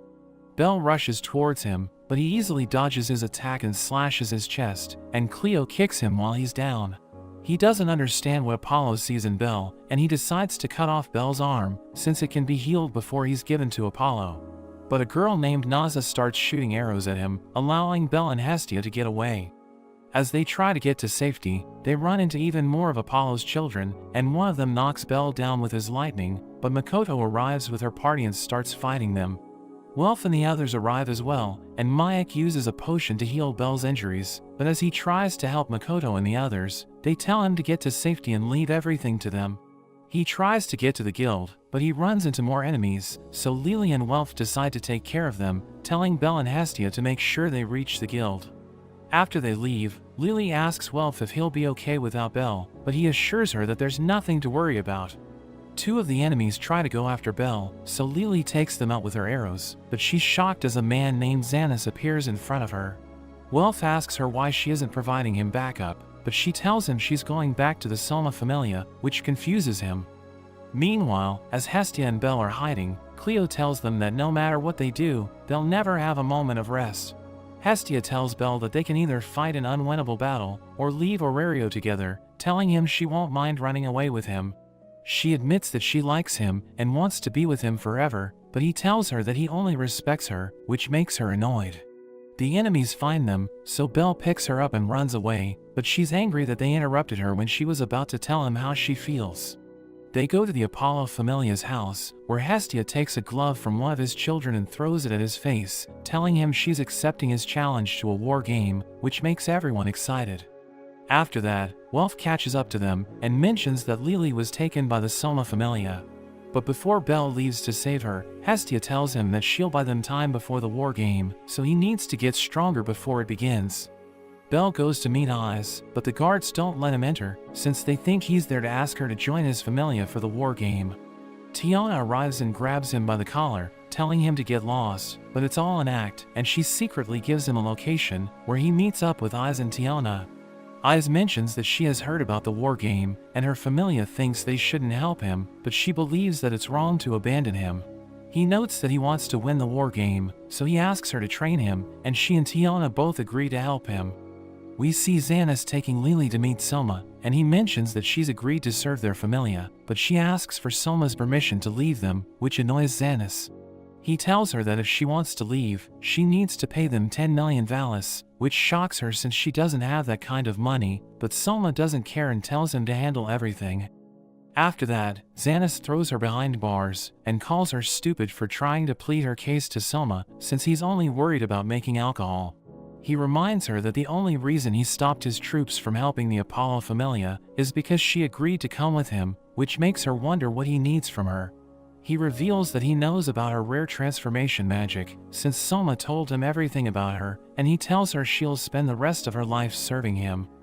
At the restaurant, Anya notes that Hestia didn't show up to the meeting where they were supposed to set the rules for the war game, which makes her wonder if they have run away. But Seer doesn't believe Belle will back out, and everyone hopes that she's right. Meanwhile, Hestia tells the others where Lily is being held, and she thinks they should attack it at night, since it won't be guarded heavily during that time.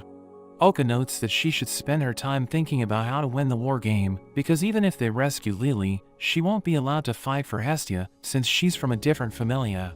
But Hestia explains that Belle won't be able to fight at his full strength if he's worried about Lily, and she also promised him that she'll save her, so she can't go back on her word. At the meeting of the gods, Apollo is angry that Hestia hasn't shown up, so Takazuki and Mayak mention that she isn't feeling well, since he had his children chase her all over town. Loki wonders if she's planning on running away, so Apollo notes that he'll just tell the guild that Hestia has withdrawn, but she arrives at the last moment. He reminds her that he'll take Belle if he wins, while he'll accept any condition if she's the winner, and Loki tells them to choose the rules of their battle.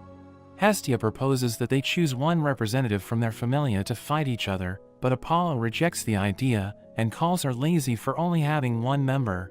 He tells all the gods to submit their ideas, so that they can select one at random, and they choose Hermes to be the one who picks out of the lottery. He ends up selecting the siege option, which shocks Hestia, since it's the worst possible outcome for her. Hermes thinks it's extremely unfair, since Hestia only has Belle, so he notes that she should be allowed to select other people to fight for her, but Apollo is against the idea. Freya asks him if he's scared, and all the other gods start pressuring him, so he allows her to select only one helper, who must be from outside Aurelio, which makes everyone think he's petty. After that, Hestia tells Takazuki and Mayak that she has someone in mind, but she needs to save Lily before she does anything. Meanwhile, Xanis tells Lily that he'll use her to earn a fortune, so she calls him greedy, but he thinks there's nothing wrong with it. He loves his familia, since his god doesn't care about his evil nature, so he can do anything he wants without getting punished. A man named Chandra reports that Hestia is attacking them, and Lily notes that she won't help him if he hurts Hestia. But he threatens to make her drink Selma's wine, which will make her addicted to it, and her addiction will turn her into an obedient slave. After he leaves, Chandra throws the keys to Lily, telling her he doesn't like Xanis, so she can do whatever she likes and he'll act like he didn't see anything. She gets out of jail and sees her friends fighting, so she tells them to leave, but Hestia refuses to go without rescuing her. She tells Lily she accepted the war game against the Apollo Familia, so Belle is working hard to get stronger, but he's only training since he believes that Lily will come back. She can't believe people are depending on someone like her, so she goes to Soma's room and asks him to end the fight, but he refuses to listen to her. He pours her a cup of his wine, and tells her that if she can drink it and say the same things, he'll listen to her request, so she drinks it, but she immediately gets drunk and falls to the ground. She's about to become completely addicted to it, but she remembers Belle, which makes her cry, and she once again asks Soma to end the fight. Xanis arrives and notes that Soma doesn't need to listen to her, but he tells Xanis to be silent, and orders everyone to stop fighting. Xanis can't believe what he's seeing, since Soma never does anything, but he refuses to let Lily get away. He tries to attack her, but Naza shoots an arrow at his foot, while Welf rushes forward and uses his sword to knock him out. Before they go back, Lily asks Soma to let her leave his familia, so he agrees to her request, and Hestia makes her one of her children. He wonders if she's really a child he gave his blessing to, so Hestia mentions that Lily got stronger because he threw her out, and tells him to think about why she changed. Lily thanks everyone for rescuing her, but Mayak reminds her that the war game hasn't even started yet, and she knows that the Apollo Familia is much stronger than they are. The next day, Takazuki is anxious because even though he wants to help Hestia, he can't make that decision on his own, but Makoto arrives and asks for his permission to join Hestia's Familia.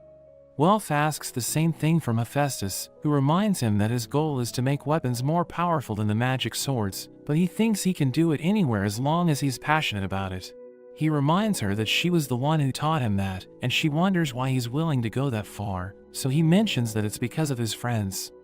We see Hermes asking Rhea to help Hestia and Belle, since she's the only one who meets the requirements Apollo set, and he assures her that he'll make sure no one finds out who she is. Meanwhile, Belle is training with Eyes, but he still can't land a hit on her, and she tells him that fighting humans is completely different from hunting monsters. She notes that monsters are always serious, but humans will see the way he's fighting and react to it. So when someone thinks they've found an opening, it becomes easy to predict their next move, and she tells Belle that it's the reason why she can counter his attacks. After Belle returns from his training, Hestia sees him off to the war game, and as he's going through the city on a carriage, Cyr runs after him and gives him a good luck charm. Meanwhile, we see Cleo in the castle that has been chosen for the game, but he finds it boring that he needs to wait for the enemy to attack them. Cassandra tells Daphne about another one of her dreams, where she saw that the castle will fall, but Daphne isn't worried about it. She mentions that they can win the game by protecting their commander Cleo for 3 days, or by defeating the enemy commander. She thinks there's no way they can lose with such rules, but Cassandra still thinks they're all doomed. The next day, all the gods meet up to watch the war game, and Loki sees that everyone in the city is excited. So Hephaestus mentions that the war games are like an industry in Aurario, but she's sure that the children who were selected to fight hate it. Apollo arrives and asks Hestia if she has said her goodbyes to Belle, because after he wins, he plans to make her leave Earth.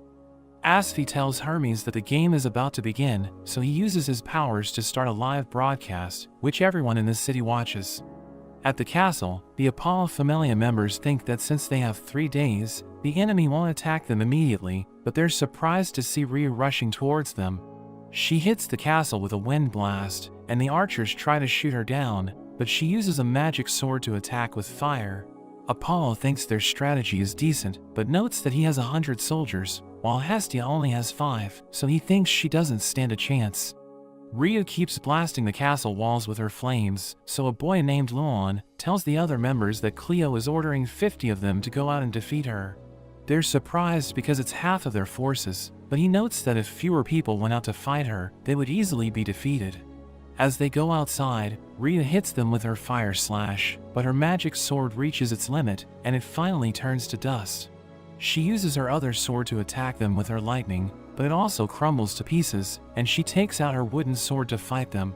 One of them, named Lissos, notices that she's an elf, and he's annoyed that she's using magic swords, because it's what destroyed their village. But she explains that she doesn't care about it, as long as she can use it to help her friends. He tries to attack her, but she easily defeats him, so everyone becomes afraid of her, but they still try to attack. While everyone's distracted by Ryu, Makoto quickly gets inside the castle, where the archers try to shoot her down, but she blocks all of their arrows. She keeps moving forward, and as she comes across even more enemies, she uses her gravity spell to push them to the ground, which impresses everyone watching the fight. Hermes is surprised by how fast the Apollo Familia is reacting, which means someone must be telling them everything. But he mentions that even though information is key during a battle, it can also lead to defeat if it isn't true. Apollo is surprised to see Luan opening the gate, allowing Belle and Welf to enter, and we learn that Lily disguised herself to infiltrate the castle, while the real Luan was kidnapped by Mayak. Daphne realizes that the enemy has entered the castle, so she tells everyone to prepare for battle, and Belle appears in front of them. So the mages prepare to attack him, but Welf uses his skill to destroy all of their spells, and Belle manages to get past them. Daphne tries to go after him, but Welf stops her and challenges her to fight him. Meanwhile, Cassandra begs Cleo to escape, but he pushes her away, telling everyone to defeat Belle. but he orders them to make sure they don't kill him since he wants to be the one to finish him off. We see Bell thinking about how he only made it that far because of his friends, and it's time for him to make sure their efforts aren't in vain. He uses his firebolt to destroy the ground of Cleo's room, and it blows up everything around him. Bell charges at Cleo, who tries to counter with his sword, but Bell dodges and breaks it in half.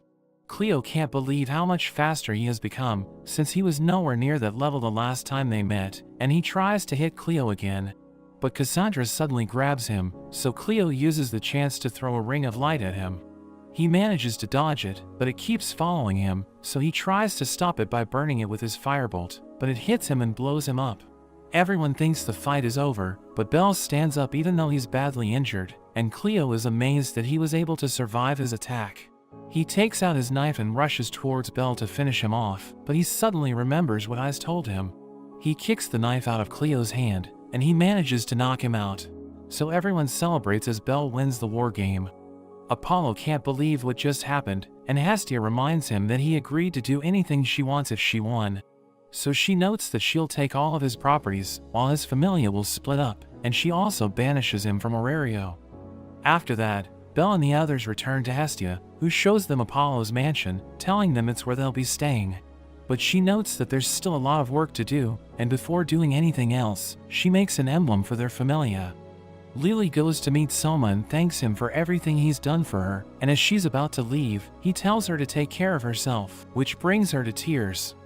After that, Hestia takes her to their new home, where she raises a toast for winning the war game, and she also congratulates Bell for reaching level 3. They all think he should be their commander, so Hestia tells him to give a speech, but he just tells them how happy he is that they have joined his familia. They all mention how shocked they were when they first came there, since the whole house was filled with statues of Apollo. But Hestia notes that she remodeled the whole place thanks to the god of architecture, and reveals that she added the facilities they wanted, which makes them excited. Makoto goes to enjoy the bathhouse she requested, while Welf checks out his new workshop, but Lily thinks Hestia must have spent a lot of money on the renovations. So she notes that she wanted to make Welf and Makoto feel welcomed, since they decided to join her familia on their own. Belle is surprised by how big the house is, and Hestia wonders if they should hire maids, but she sees him fantasizing about them, so she changes her mind. Belle notices Cassandra and Daphne standing outside, so he asks them what's going on, and Cassandra mentions that she's looking for her pillow. He asks her if she knows where it is, and she reveals that she doesn't remember where she placed it, but she saw in a dream that it's in the house, so he goes to look for it. He manages to find it, so she thanks him for believing her, and she whispers something to Daphne, who notes that they'll be back tomorrow. They tell him Hestia is recruiting people for her familia, which shocks him, and he asks Hestia about it. So she explains that since their reputation is at an all-time high, they need to take advantage of it and recruit people, so they can become one of the top familia. The next day, all the people who are interested in joining them arrive at the house, which excites both Hestia and Belle. Lily starts making a list of people she should be worried about, and she rejects all the good-looking girls, since she can't risk Belle falling for them. Hestia thanks everyone for showing up, and notes that she'll conduct one-on-one interviews, but Makoto arrives with a debt slip, which shows that Hestia has 200 million in debt. She can't believe Makoto found it, and she tries to explain it to everyone, but they all immediately leave. Welf takes a look at the slip, and he notices that she owes 200 million to Hephaestus for making Belle's knife, and he can't believe that it's worth that much.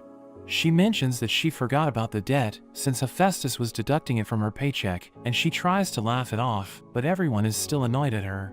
Welf notes that all they can do is take on more quests, but she refuses to let them help, since she wants to repay it herself.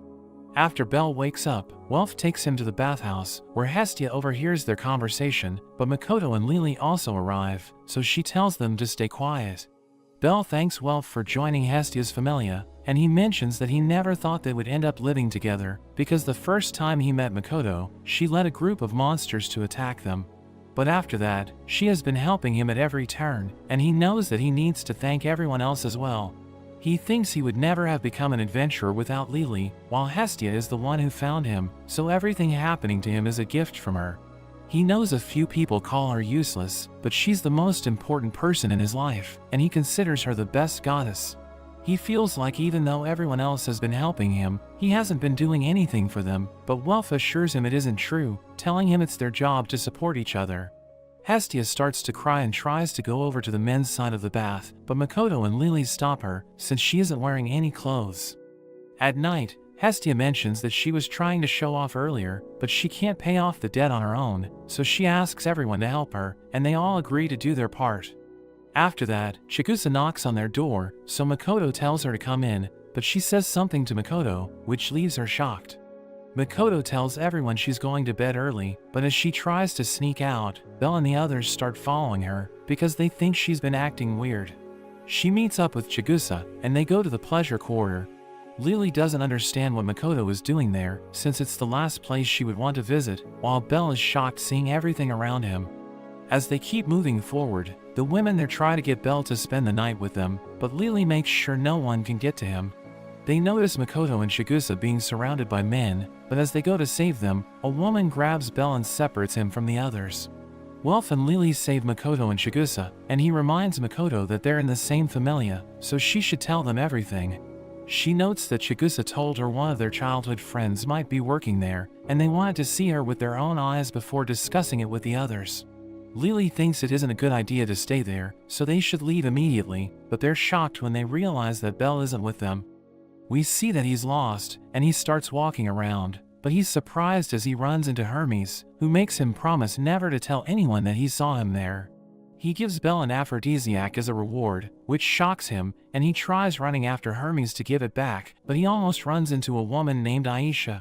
She grabs and asks him if he wants to buy her for the night, but her friends recognize him, so she holds him close to her, telling them she found him first, and she won't let anyone else have him.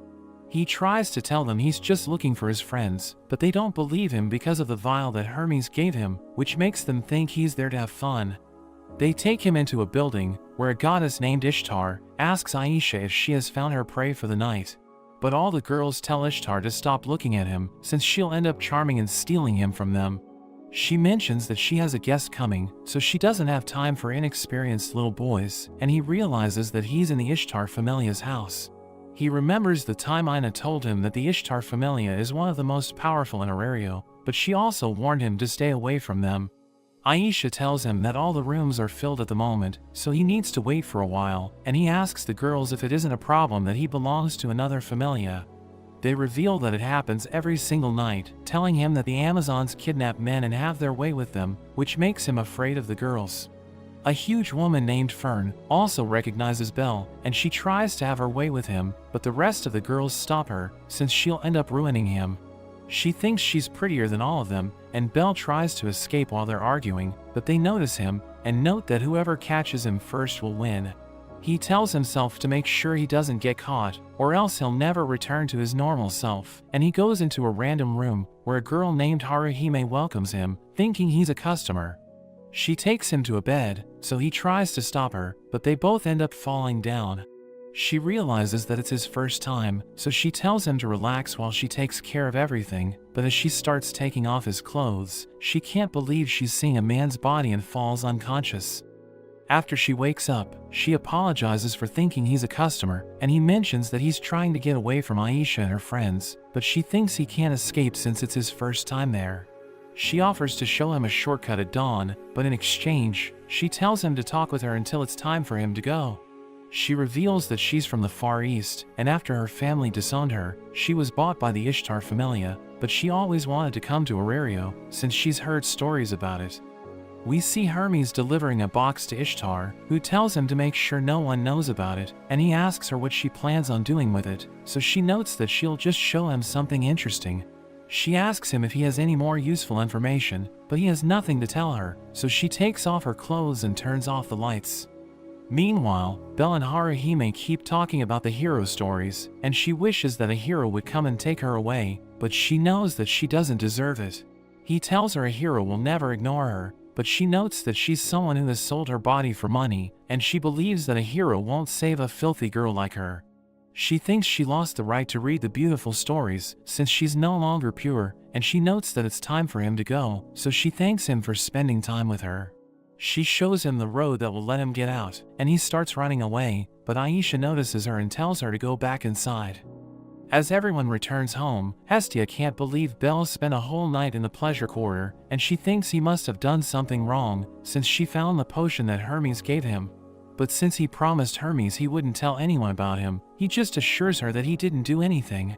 She believes him since she knows that he can't lie to her, but she's still angry at him, so she tells him to help the neighbors as a punishment. As Belle starts cleaning, he notices a few kids pretending to be heroes, which makes him remember Haruhime. Lily and the others come to help him, since they feel responsible for taking him to the pleasure quarter, and Makoto apologizes since it's all her fault.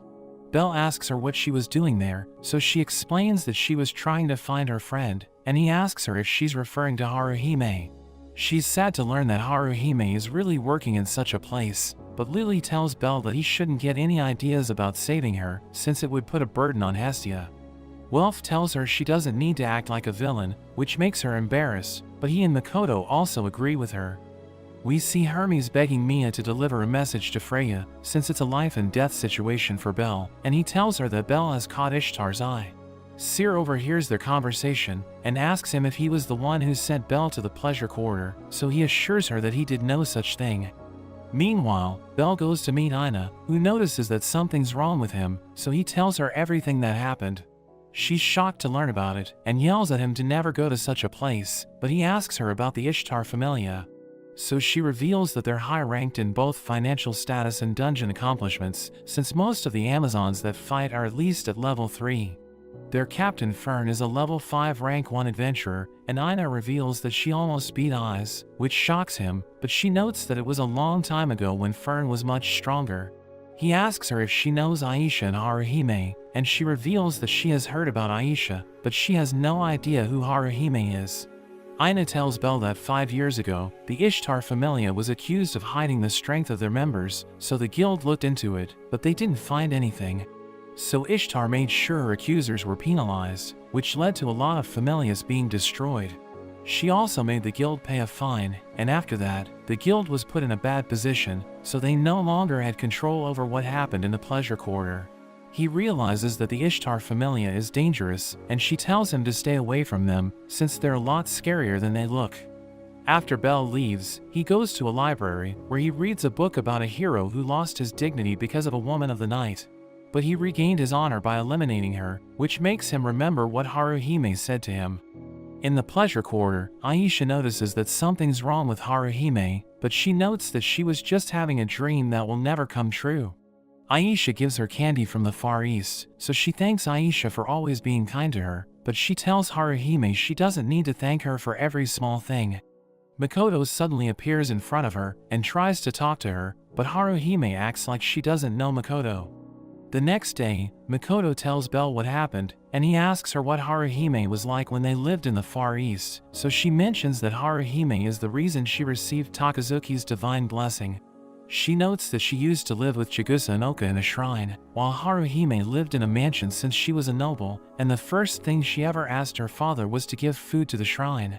It led to their first meeting, but she always looked lonely, so Takazuki decided to help her. Makoto also wished to remove her loneliness, so they started sneaking into her mansion to break her out every night, and she was happy to see that Haruhime was finally smiling. After that, they came to Aurario to make money, so they could send it back to the shrine, but Makoto heard a rumor that Haruhime was deceived by someone and sold to a slave trader. She starts to cry, since she wants to save Haruhime, so Belle decides to help her. They see Hermes listening to their conversation, so they tell him about Haruhime, and he advises them against breaking her out, because it will lead to a war. He explains that since she's a night worker, they can just buy her, but he mentions that it might be difficult if she's a fighter, since the Ishtar Familia won't let her go so easily. But Belle notes that she's a non-combatant, so Hermes tells them they can buy her for 2 to 3 million Valis. He asks them to tell them more about her, so that he can ask Ishtar about it, but he's surprised when they mention that she's a Renard.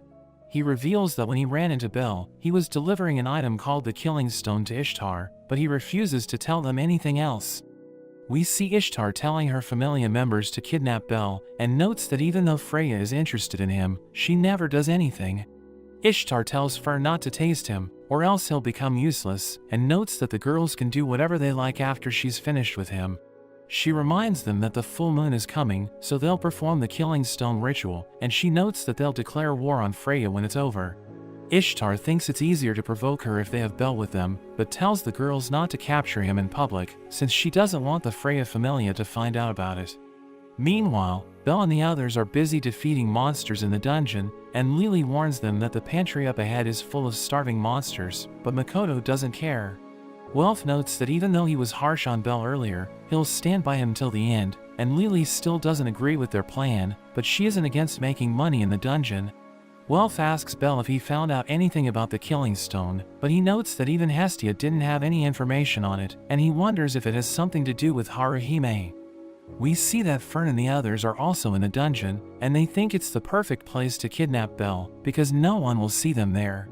Bel and the others arrive at the pantry, but they're surprised by the number of monsters, and Lily tells everyone to stay together. Aisha suddenly pulls Bel away, and she starts attacking him, so he blocks her attacks, but she still manages to knock him down. Makoto suddenly comes to his rescue, but Aisha blows her away, and he tries to attack her, but she sends him flying into a wall. He dodges her attack and tries to counter, but she grabs onto him and drags his body across the wall.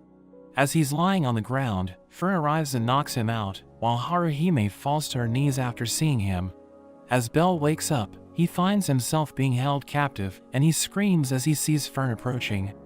We see Aisha telling everyone to find out where Fern is hiding Bel, but Haruhime overhears her, so she goes to see Makoto and gives her the keys to her cell. Bel tries to break free, but Fern licks his face and tells him that no one is coming to save him. She suddenly grabs him below the belt, but she's disappointed, so she goes to bring him medicine that will make him fall for her. After she leaves, Haruhime arrives and frees him, so he cries and hugs her, because he was scared for his life. Everyone else keeps looking for Bel, while Makoto uses a spell to find him, but she realizes that he isn't in her range. Meanwhile, as Fern returns to the room, she's angry that Bel is no longer there, and she knows that Haruhime is the one who set him free. Haruhime shows Bel a secret path to escape from the building, but he's worried about Makoto, so she tells him she already helped her escape. He knows she'll be in trouble if anyone finds out she helped him, but she mentions that Fern is already aware of it, since she's the only one who knows where the room is. She tells him he shouldn't worry about it, and notes that it's the last thing she'll ever do for herself, telling him the others will forgive her. He tells her they're planning to buy her, which makes her cry, and she's glad there are people who care about her, so she has no more regrets. Meanwhile, Lily tells everyone that she saw Amazons at the spot where Bel and Makoto went missing, and Chigusa thinks they were kidnapped since the girls didn't want them to buy Haruhime. But Lily can't imagine why a big familia like Ishtar would try to protect such a minor member, and Hestia remembers Bel asking her about the killing stone, which shocks Takazuki. He notes that it's a forbidden magic item used to seal the soul of a Renard, and mentions that it allows its user to use powerful Renard magic called Jujutsu. He adds that the stone is even stronger than a magic sword, since even its single fragment has power, and he tells them that after a Renard's soul is sealed, the killing stone breaks into pieces. But he explains that it can never be restored, so the soul is also lost, and he reveals that a ritual must be performed during the full moon to use it, which means everything will go down tonight. We see Haruhime telling Bel to run away after she takes him outside, and he's worried that something might happen to her. But she explains that she can't escape, since she's wearing a choker that gives her location to Ishtar. Makoto joins them, and we learn that she found out what the killing stone is for, so she calls Haruhime an idiot, and tries to tell her not to sacrifice herself, but Aisha suddenly takes her away. Bel asks her what they're after, so she reveals that they plan on starting a war with Freya's familia, and she knows that they can win thanks to Haruhime. But Bel doesn't understand how she can help them win, so Aisha reveals that she has the power to boost their level, and she's about to be sacrificed to make everyone stronger. Bel can't believe what he's hearing, and he asks her if they don't think it's wrong to use Haruhime like a tool. But Aisha warns him that if he tries to take her away, they won't hesitate to start a war with his familia. She reveals that she hated Haruhime when she first came to the pleasure quarter, because no matter what she did to her, Haruhime would always smile like she had already given up on everything. Aisha got so annoyed that she broke a precious stone to vent her frustration, but it ended with her getting beaten up by Fern, while Ishtar took advantage of her injured body. So after that, Aisha has never been able to defy anything Ishtar tells her, and she asks Bel why he isn't trying to get Haruhime back from her. She tells him he can't save her if he keeps worrying about everything, and notes that she can't let him have Haruhime, because he's a coward who can't make a decision. As the other Amazons finally arrive, Haruhime holds Aisha in place, and tells him to get away. But he's too shocked by Aisha's words to do anything, so Makoto grabs him and runs away with him, while the Amazons start following them. As Bel and Makoto are hiding, he keeps thinking about Haruhime, and he's angry at himself since he has no idea what to do. Meanwhile, Hestia and the others try to reach them, but the guards don't let them in, because they're closed for the day. They realize that all of the entrances have been blocked, and it seems like instead of keeping people out, they're trying to make sure no one can escape. We see Fern yelling at everyone else, since they haven't found Bel, so Aisha reminds her that it's her fault for disobeying Ishtar's order. But Fern mentions that everything would have been okay if Haruhime hadn't interfered, and a girl named Samira tells them to calm down. She notes that they can just give Bel to Ishtar after the ritual is over, because he isn't strong enough to stop them, and she thinks they should just let him run for now. Meanwhile, Bel thinks about when Haruhime told him that a hero will never save someone like her, and he's annoyed since he thinks it isn't true, but he's surprised to see that his hand is glowing. Makoto returns after checking their surroundings, and she mentions that all of their pursuers have gone back, so it's the perfect time for them to escape, but he plans to save Haruhime instead. She reminds him of what will happen if he saves her, but he thinks Hestia and the others will understand, which makes Makoto cry, and she decides to help him. The Amazons who were following Bel return to Aisha, and they mention that they couldn't find him, so they think he may have already escaped, but she's sure he'll return to save Haruhime. Makoto notes that after she makes contact with Haruhime, she'll fire a flare to signal him, and notes that she'll use the green one if she's able to get her out. But she'll use the red one if she fails, and in that scenario, one of them needs to find the killing stone and destroy it. After that, Bel rushes towards the front gate and breaks through it using his firebolt.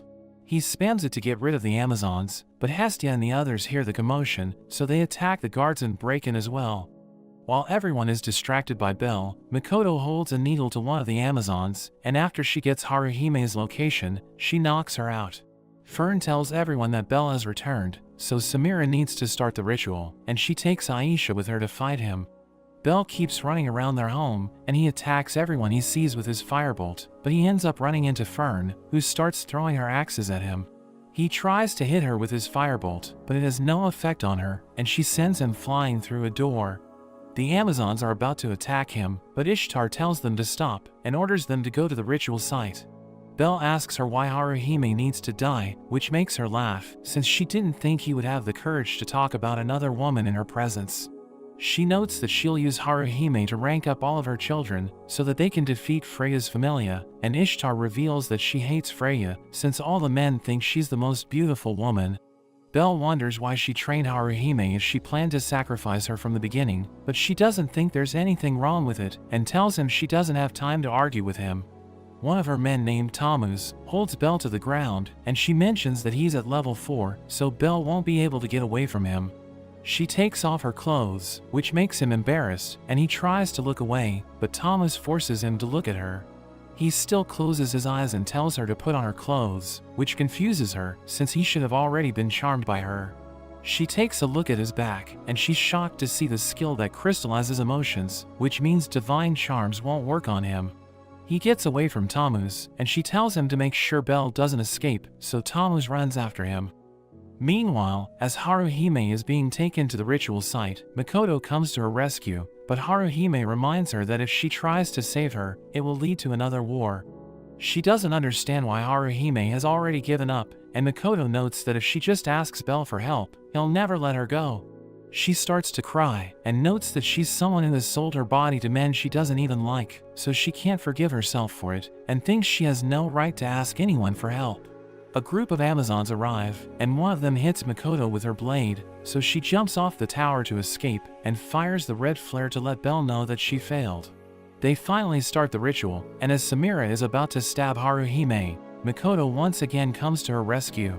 She tells Makoto to leave, but she refuses to go back without Haruhime, so Samira decides to take care of her. She rushes towards Makoto and starts beating her up, and she's surprised by how strong Samira is, since she wasn't expecting a level 3 to be so powerful.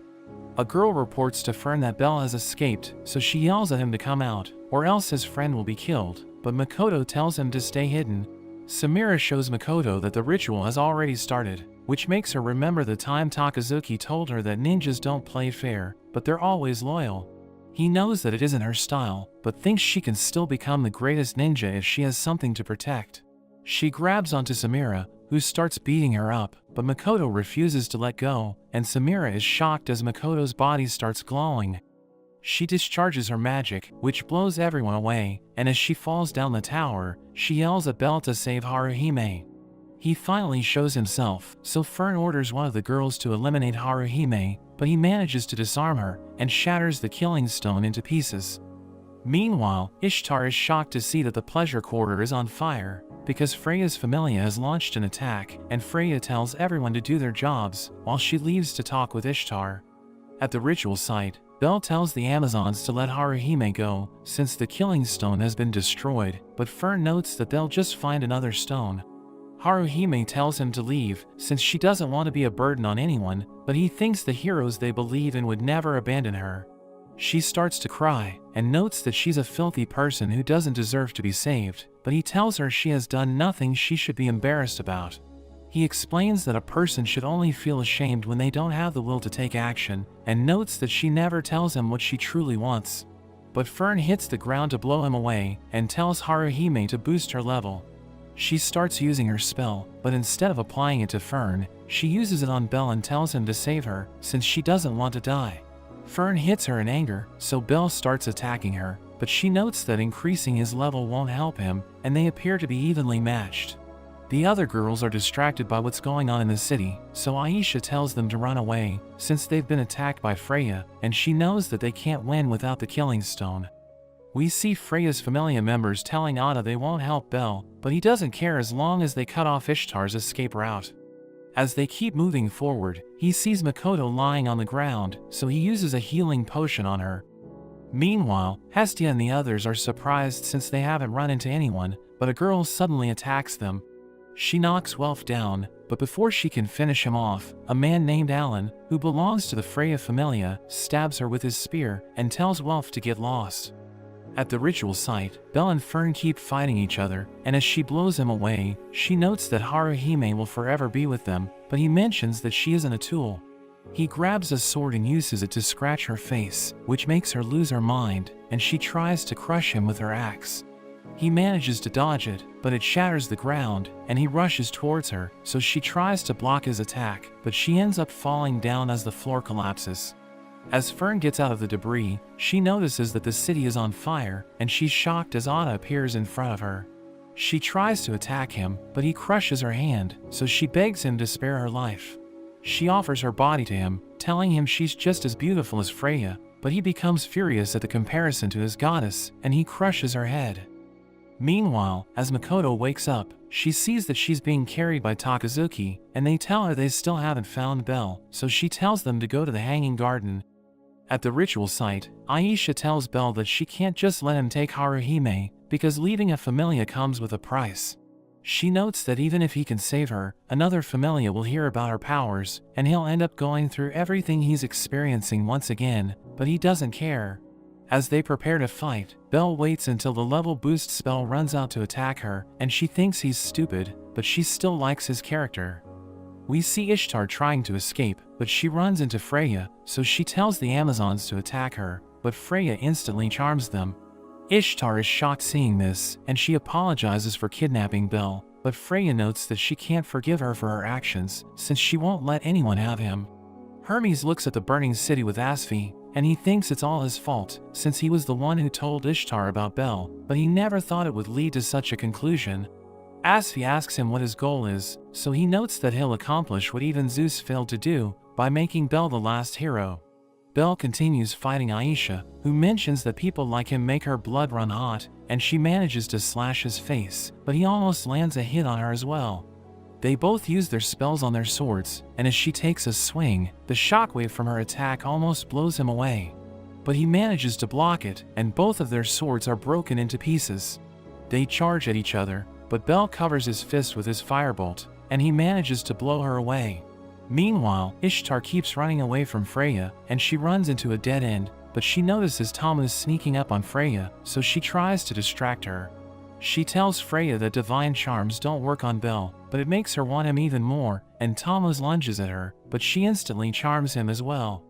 Ishtar can't believe she charmed her man, and she wonders if Freya is really more beautiful than her, but she notes the difference between the two of them is elegance. Ishtar starts to lose it, and tries to attack Freya, but she slaps her and pushes her off the building. A pillar of light appears, and Hestia tells everyone that Ishtar is being summoned back to heaven, so she'll never be able to return to Earth.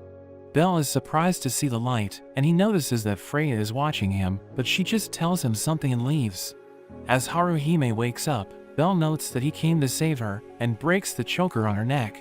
She calls him her hero, and Hestia arrives with the others, while Makoto mentions that she's glad Haruhime is okay. We see the god Ares, who leads an army from the kingdom of Rakia to attack Arario, but Gareth from the Loki Familia smashes the ground, which creates a shockwave that blasts them away. Meanwhile, Aisha says goodbye to Haruhime, who thanks her for everything she's done, but she tells Haruhime to stop saying such things, because it's making her feel sad. She plans to head to Rakia's army, and Welf mentions that even though their army is huge in number, they all consist of normal soldiers, so they're no match for high-level adventurers. As Aisha is about to leave, she tells Haruhime to do whatever she wants, because she's finally free, and she warns Bel that if something happens to her, she'll make him regret it. Samira is surprised that Haruhime still believes she was a real night worker, because in reality, she passed out every time she saw a man, so nothing really happened to her. After that, Bel meets with Hermes and thanks him for the information he gave them, but he notes that Bel is the hero who saved Haruhime. He tells Bel about the 3 great quests, which involve defeating 3 ancient monsters, and he notes that it's the reason why everyone's waiting for a hero. He reveals that Zeus and Hera's Familias worked together to fight the 3 monsters, and they were able to defeat 2 of them, but they were wiped out before they could eliminate the last one, which is known as the Black Dragon. Bel is surprised because he thought the Black Dragon was just a legend, but Hermes notes that it's real, and he tells Bel that any one of the adventurers in Arario has the chance to become a hero. On the battlefield, Ares wonders why they're losing, so his advisor Marius notes that it's because the adventurers are insanely strong, and he thinks they should just retreat. Ares trips him and notes that his father does whatever he says, so Marius mentions that it's the reason why his father is called the Moron King, since he doesn't call Ares out for his dumb ideas. Meanwhile, as Bel returns to the house, he sees Haruhime doing everyone's laundry, so he offers to help her. She tries to stop him, refuses to listen and ends up grabbing her underwear, which makes them both embarrassed. Hestia notices them, and notes that the boys and girls in her familia aren't allowed to touch each other, so Haruhime tries to use her tail to grab his hand, but Hestia stops her from doing that as well. After that, Lily argues with Hestia about her new rule, since it will be difficult to fight in the dungeons if they can't touch each other, so Hestia tells Lily it's her job as a supporter to find a way around it. Lily tells her that if she really plans to enforce the rule, she'll also be forbidden from touching Bel, but she notes that she's a goddess, so she needs to touch him to update his status. As they continue to argue with each other, Hestia finally backs down, but notes that flirting isn't allowed. Makoto asks her if her rule applies to the gods as well, and Welf notes that he's pretty close with Hephaestus, so she tells them that love between a child and a god is always welcome. Lily thinks she's being ridiculous that only gods can date mortals, but they can't date each other, so Hestia tells her to just forget about everything. She asks Bel what he would do if a goddess confessed her love to him, and he notes that he would reject her, since he wouldn't feel worthy of her love, so Hestia becomes upset and runs off. He doesn't understand what he did wrong, and Lily mentions that if he really meant what he said, it would also apply to adventurers and supporters. She explains that if a person couldn't be with the one they loved because of who they are, it would make them extremely sad, so he goes to look for Hestia. We return to the battlefield, where we see people from Arario trying to sell their items to the injured soldiers, while Aisha is looking for a man worthy of her time.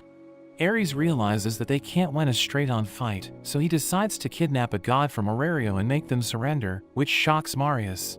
But before he can stop Ares, he runs off and tells Marius to follow him.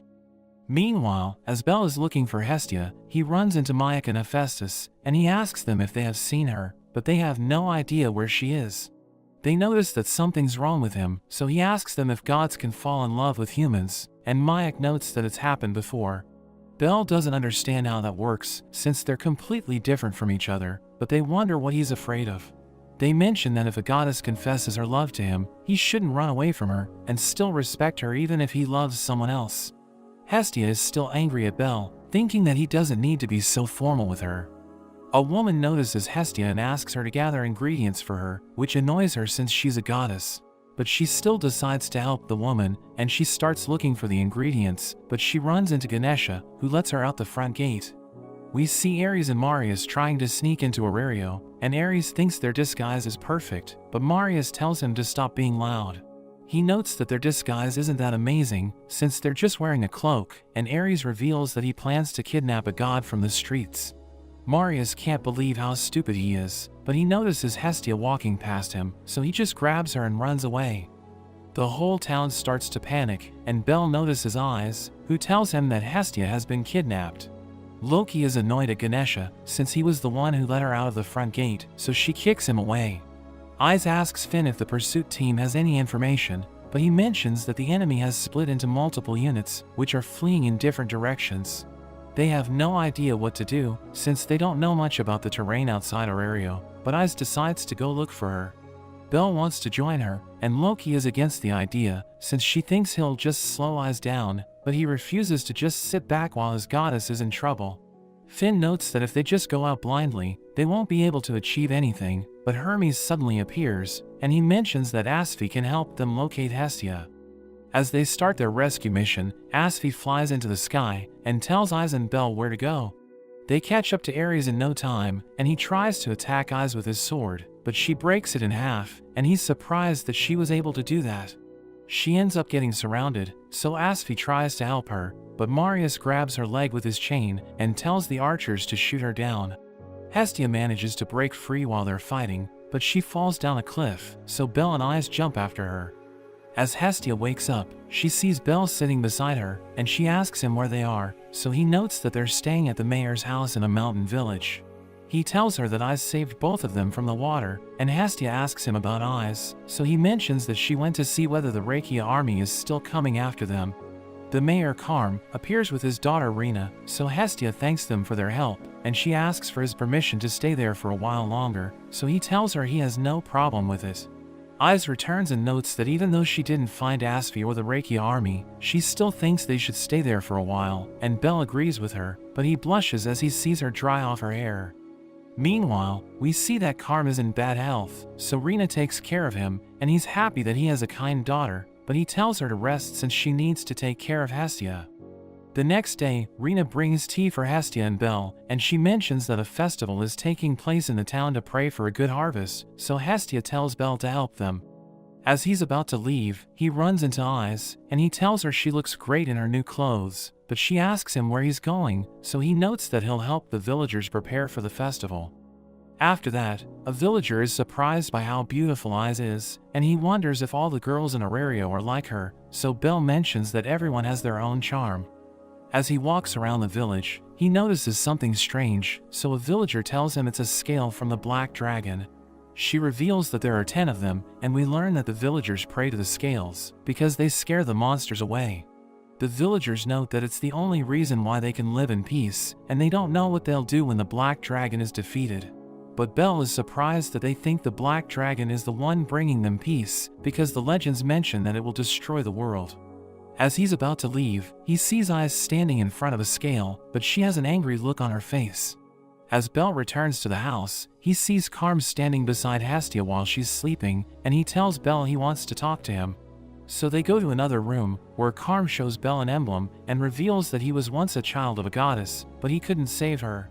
After she died while saving him from a group of monsters, she was called back to heaven, and he thought about ending his life and following her. But he couldn't bring himself to waste the life she gave him, so he came to the village and never got married. He mentions that Rena is his adopted daughter, and Belle becomes worried when he starts coughing, but he assures Belle that he's fine, and tells him to protect Hestia, so that he won't have any regrets. As Hestia wakes up, she feels less tired than before, but she decides to stay in bed, because Belle will keep taking care of her.